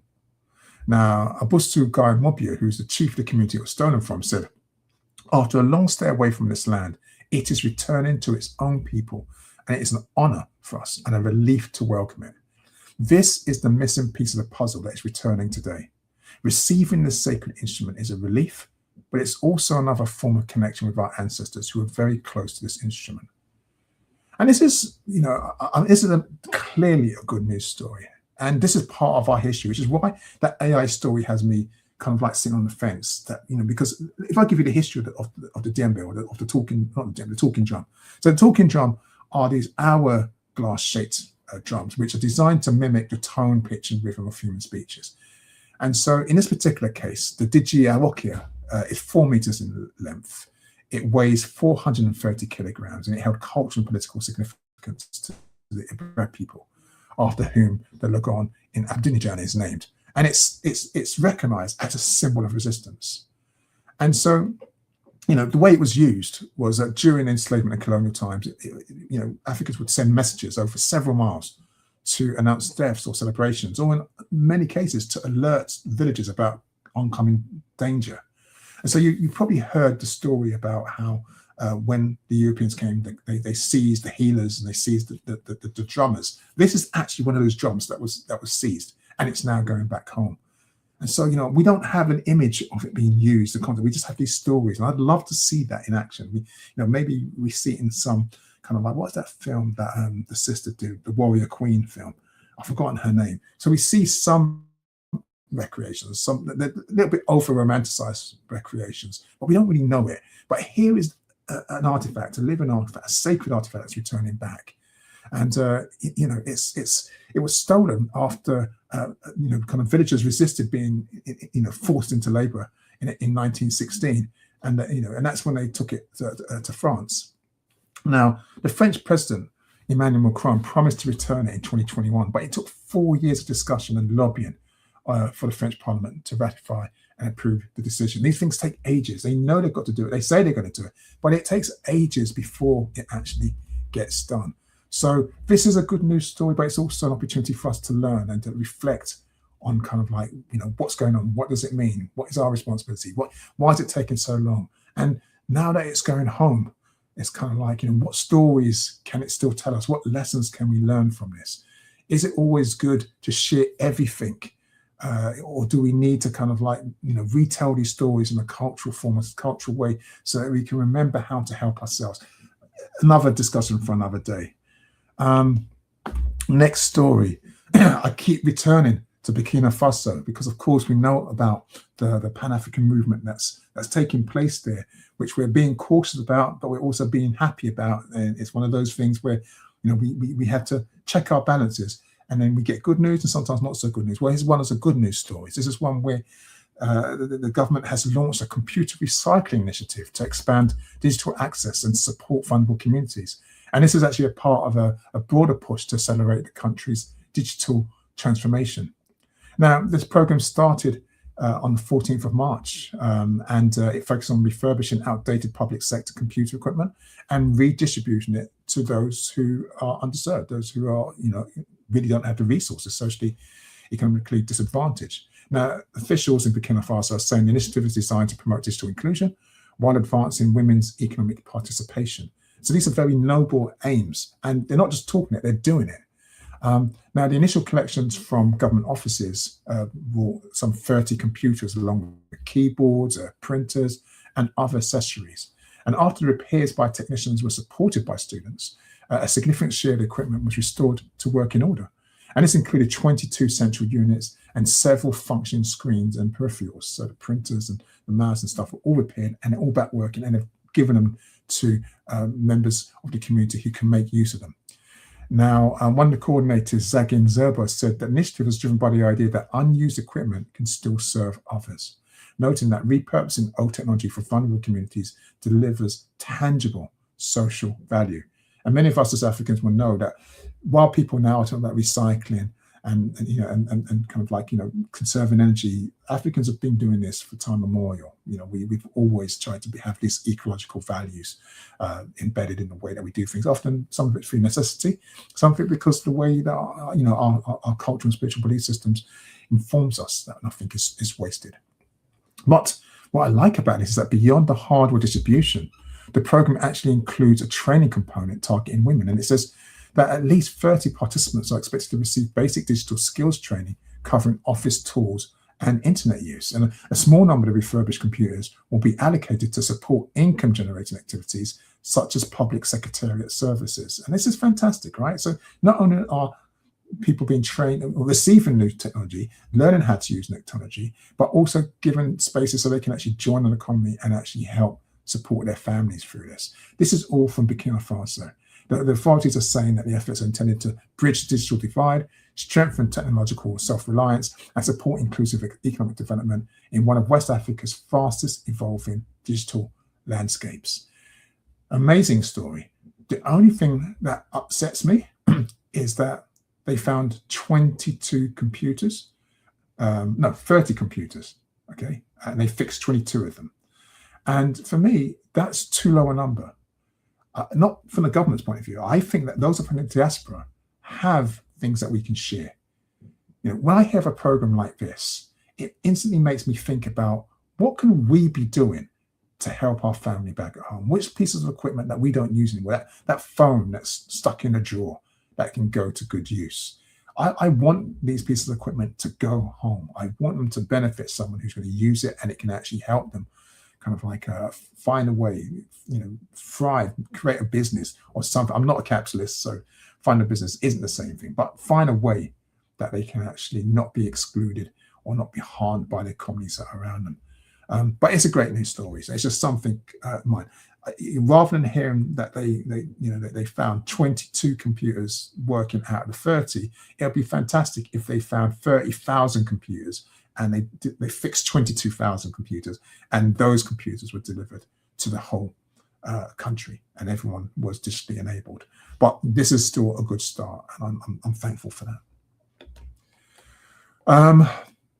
If there's one way that this can happen, and we see this in the UK, this is an amazing story. I only just saw it recently. I read up on it today, and this is a story of Bayo Adelaja, who launched her own company, which was set up to help people who needed, a little bit of finance to make their dreams come true. Now, she started off basically with her last £600. She was on benefits. She was made redundant from her research job. She was experiencing financial hardship, but she was still given something every month to give back to the community. And she formed this organization called Do It Now in 2020. And she has since then, in 2020, she has provided grants and free programs that offer expert guidance to grassroots leaders tackling social problems that they have experienced themselves. And since its inception, since starting with giving out £600, she's distributed some £3 million to African-led charities, social enterprises, and community groups across the UK. Now, I've never heard of this organization, and this is an amazing story. And again, these are heroes. Again, in our community. She says that I have always believed that if you can do something that is going to better the community that you are a part of, that engage in, and needs to thrive in order for you to thrive, then you should contribute to that community in the most zealous, charismatic, and joyful way that you can. I just wanted to start doing things that made me feel like I was a part of the solution and not just complaining about it all the time.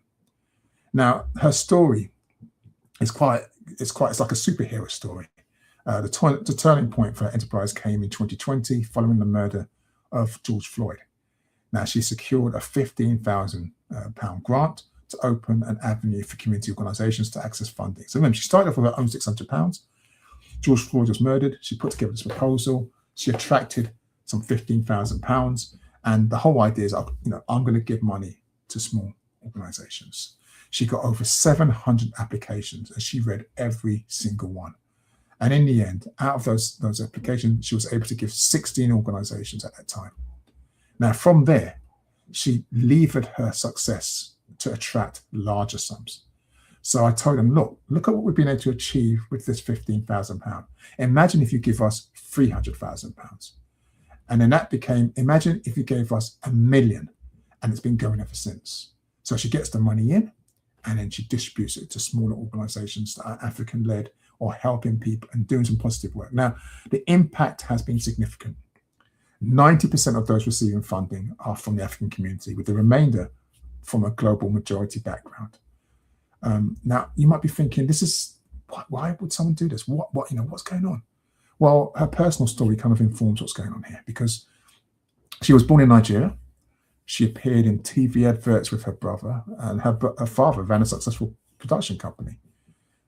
She says, she lived that life. She unbridled hope about what my life could be and who I could be. The world was just open, joyful, and incredible. Anything was possible. I was capable of anything. And this is how she went. She said, oh my God, my father's doing well. I'm doing well. And then her father's company went bankrupt. Bang, that was it. And they relocated to the UK. They came here. And then suddenly, she says that they were faced with the lowest as low can be. They were living in a one-bedroom council flat with her mother and confronting, I don't know what it's changed the page for. Sorry about that. And confronting the most severe types of financial insecurity. I was going from having no financial insecurity to being the most financially insecure. She had no awareness of what that meant. And so she had to have therapy, and this helped her through this upheaval, and the experience deepened her commitment to supporting others. And so this new organization that she set up, Do It Now, she provides more than just financial support. With her organization, they also offer business growth programs that help manage from retreats and conferences to online learning. So this is just I literally just saw this today. I'm hearing this about this the first time, as some of you, I'm guessing, probably are. It's an amazing story, and I think it's a positive one to actually share in this program. Okay, a couple more stories before we wrap up. The next story is about Bjorn Salabu, and he's a 9-year-old from Bexley in South London, and he's drawn on his love for hats and confidence to start his own business. Now, his mum said he's such a confident boy. He did a podcast and he was asked, what would you say to a 9-year-old who wanted to win this award? And he replied, believe in yourself, persevere, and don't give up. And an interviewer looked up at him and said, how old are you again? That's just the type of boy he is. And he set up this organization called Hatitude, with a H. And it's a range of flat caps inspired by him that come with positive affirmations. And it's aimed to build confidence and show people that they are enough. And these daily positive affirmations are ones that Born Hope people would read before they went out. He would read it himself before he went to school. And they helped build his confidence. And he wants to spread that idea to others. He has recorded a song at Buckingham Palace for the British King's Christmas production in 2023. And he was also recognized by the council with the Civic Recognition Award in 2024 for outstanding achievement at the age of 7. So again, this is just a young man who just decided that, look, I want to have a positive outlook. Was it PMA, positive mental attitude? He wanted to go into the world with positive mental attitude. He wanted to set up a business that kind of like made hats, that kind of promoted that, so he could read it as he went to school, others can read it and actually lift themselves up. I think it's a lovely and amazing story, and I wish him every success in the future. Where are we? This one is a bittersweet story. It's about a mother who has disabled children, and who felt that she couldn't speak out about her experience because no one was listening. She couldn't speak about the fact that her children kind of like had ASD, or that's autism spectrum disorder, and ADHD, and that sometimes they smeared poo on the wall, or that they didn't want you to do their hair because they had sensory processing disorder, and so just trying to do their hair would feel like razor blades scraping at their forehead when you brush it. She was 37-year-old. She has 2 daughters, one, the eldest age 13, and another one aged 8. Well, she has 3 daughters, but the two who were diagnosed with ASD and ADHD at 13 and 8. She's qualified herself as a behavioural therapist, and she knew how important it was to have support in place for children with special educational needs. Now, following her eldest daughter's diagnosis, she joined a group for mums and their neurodivergent children in the outskirts of London. However, she was always, I'd say always, but often that feeling like an outsider. Now, this was an area where there weren't many African people there. And so she makes comments about being aware of people talking about her daughter's hair, their skin color, and other mums just excluding them from conversations and ignoring them. She says, it got to the point that when I spoke to some groups of people standing around, they would just pretend they didn't hear me. I'm originally from Hackney, which is very multicultural and diverse. I hadn't experienced racism up to this point. Now, eventually, our sister, her name is Marsha Martin, by the way, decided to leave the group for her own sanity, and then discovered that there was nowhere suitable for her to take her daughter for specialized support and no one to talk to about what they were going through. So in 2019, she created her own support network, which is an online group called Black Sen Mamas, and it started on Instagram. She says she didn't expect much from it. I just wanted to find people with similar lived experiences to me. But in the first couple of months, we had a few hundred members. Black Sen Mamas is now a registered charity and is a core group of women who work on creating a safe space for African mothers. They run various workshops, indoors and outdoors, for the mamas. And again, this is just another positive story. I find a positive story about self-help, about if it's not out there for us, then we make it ourselves. And yeah, that's another positive one. And finally, the final story. We touched on this, the BBC complaints. I think I said there were 1,500 complaints, and we're waiting for them to come up with an outcome.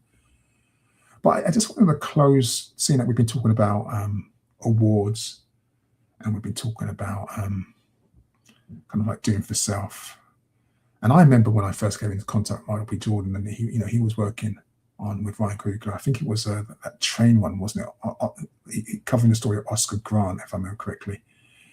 It was just looking out for each other, just African people looking out for each other, kind of like in an industry that was shutting us out.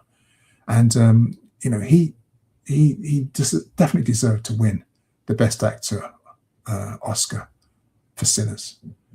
And it's important to recognise what a milestone that is in the industry. I mean, you probably remember the Oscars So White campaign, but he won in a field that included Timothy Chalamet, which is a new Golden Boy.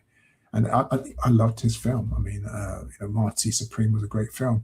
Leonardo DiCaprio, was it One Battle After Another? Yeah, another really good film. But Michael B. Jordan deserved the win. Sinners was outstanding, playing those two roles and being true to our heritage and our culture. And the direction by Ryan Coogler was absolutely superb. The cast, I mean, everything. I loved the film. But he thanked Ryan Coogler, calling him an amazing person when he received his Oscar. He went on to acknowledge the Oscar winners that came before him. He included Halle Berry. You might remember the film that she was awarded for wasn't a very good film, but there's no doubt of her contribution to the arts. Sidney Poitier, Denzel Washington, I love Denzel, and many more. And he said, I stand here because of the people who came before me. He said, to be among these giants, amongst these greats, amongst my ancestors, amongst my guys. Thank you, everyone in this room and everyone at home, for supporting me over my career. I feel it. He also thanked his family in his speech, including his mum, who has been his date to many awards shows this season, as well as his dad, who he said traveled from Ghana to attend the Oscars. We don't know if he lives permanently in Ghana or he was just visiting, but there was a family affair. He grew up in South Central Los Angeles. He joined the Marines in 1974. He got involved in the Pan-African movement. Yes, he did. He worked nights as a JFK airport supervisor, started a catering business, and he was always at a dining room table reading. He said, my dad was very adamant about educating himself and giving us a sense of identity. And to come from that background, from that hard work, and to win an accolade, which is the highest in his field, I'm nothing but proud. And the fact that he does reflect and honor those in his family, those of his friends, and those of his ancestors who came before him is something that I think that we should all do, and all should take a moment every now and then to remember that we none of us got here by ourselves. And they passed the baton on to us, and it's up to us to decide whether we're going to pick it up and run with it, or we're going to drop it like the bad knocks of this world. That's the last story for this program. That's the last story, last program for this term. Yeah, I mean, I always give thanks. I mean, you see my mentors every time I close a program. I'm a Malcolm man. I've never hidden it. Grew up kind of like reading and learning about him.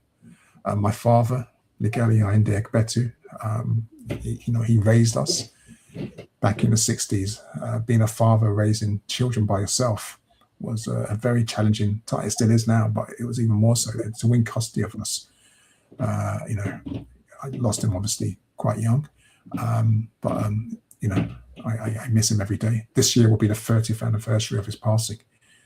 I'll probably honour that at some stage. And my academic mentor, Sister Abiola Ogunshola, she was the one who ran an amazing program called Education and Community Development at the University of East London. And she was the one, when I used to think that universities are just talking shops, they don't do anything to help people, blah, blah, blah, blah, blah. She was the one who said, no, Toyin, we can use knowledge to help people. We can use it. There are different ways of actually engaging. You don't have to do like all academics do.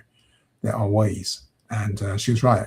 And I'm proud to be a scholar activist, and I'm proud to have been mentored and loved and nurtured by such amazing people who are all now ancestors, but still live on in everything that I do and everything that they have done.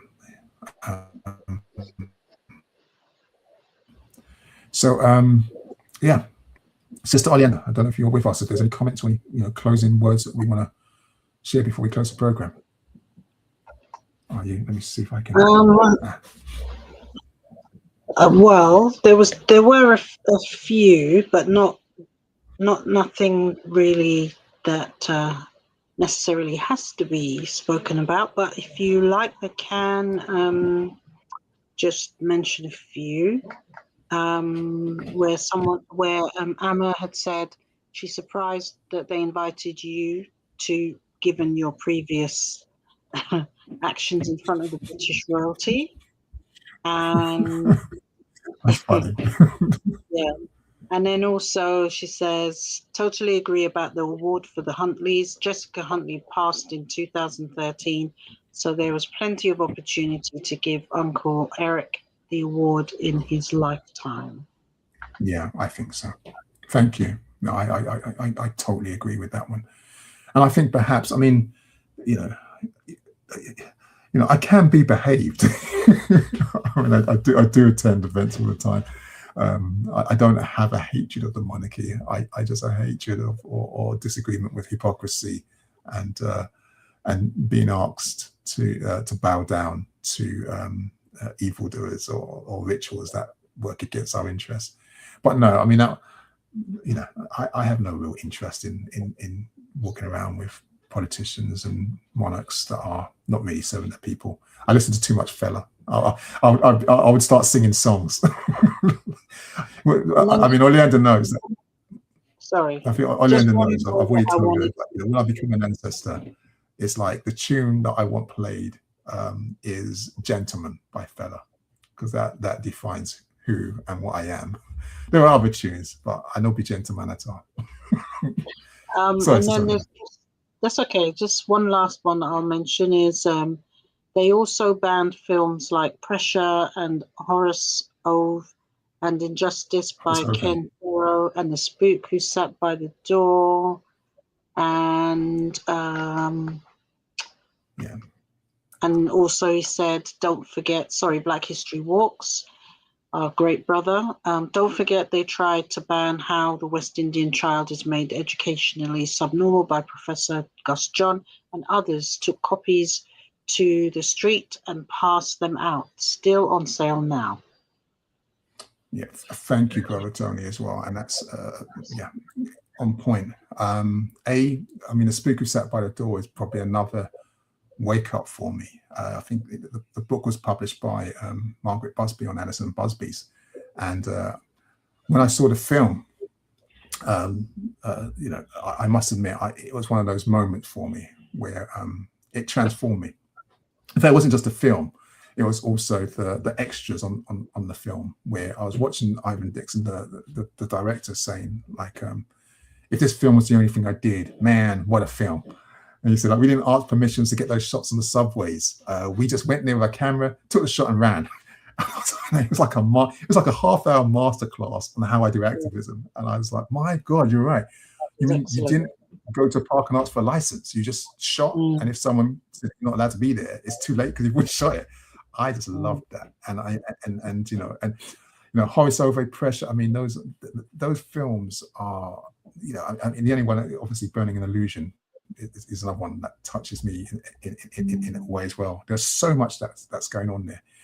No, I mean, and the how the West Indian child was made education subnormal. It's very interesting. I've always found it fascinating how this discussion around special educational needs, which builds on these supremacist ideas about eugenics, which has come back into public discourse. It's so scary. The orange one in the White House, when he's talking about people in Iran, he's talking about people in Palestine. When he's, you know, even talking about his son, he said his son has good genes. He believes in genes. He says that. I know he talked about people in Somalia. That's right. He said the Somalians, there's something wrong with their genes. It's like they're low IQ. This talk about genetics, this brutal white supremacist racism is being amplified at the highest levels. So those films and those books and those pamphlets are so important. You know, when we talk about special educational needs now, you know, we were the blueprint in the UK for that. When Bernard Cord wrote that book, like when he talked about it, it's like it was telling a truth that needs to be told. And that's the reason why I'm still torn about, do we need to recreate that? And we now have the tools to do that. We don't have to find expensive film crews. We can use this AI technology, which I don't particularly like in many ways, to do these kind of things. If we can find the people who are still with us to kind of discuss it and tell us where we've gone right and where we've gone wrong. I can go on for all day. I love being here with you people. I love you being my family. I love us having this opportunity to reason. You know, we will be back. Our next broadcast is Sunday, the 24th of May at 6 p.m. So that will be what we call term 3. Yeah, I don't know what else to say, really. I think I'm pretty much done. Other than I haven't watched Columbo today, so I need to watch an episode of Columbo. I saw half of one, but I didn't finish. Abigail, that's the one with Abigail, where she writes the book and he puts it in the light bulb and he takes it out. I Was Murdered by Abigail Fletcher. It's a classic. Anyway, yeah, I've seen all of them and I still watch them again. I don't know why. It's just old age. Thank you. Please, whatever you're doing, be safe. Take care of each other. We are in a very, very dangerous time in the world right now. White supremacy is getting more pronounced. It's fearful and it's violent. It's taking no prisoners. And even our allies, despite what we saw yesterday, and that was a beautiful expression where, you know, you have all these people coming out on the street marching against the far right, but it's not enough. You know, we have to be careful. We are on our own, and you know, we'll do what we can, but you know, just be careful. Have joy in your life. Take care of your health. I'm popcorn on a kettle black. I've not been doing that recently, and I'll make sure I come back refreshed over the next couple of weeks. Sister Oleander, I know, will make sure of that. I am going to get some sleep now. But whatever you do, don't forget the ancestors are there for us. Whatever denomination, whatever you call the creator in your world. In my world, it's the ancestors, and I'll say, may they continue to guide and protect us. Ashe. Ashe.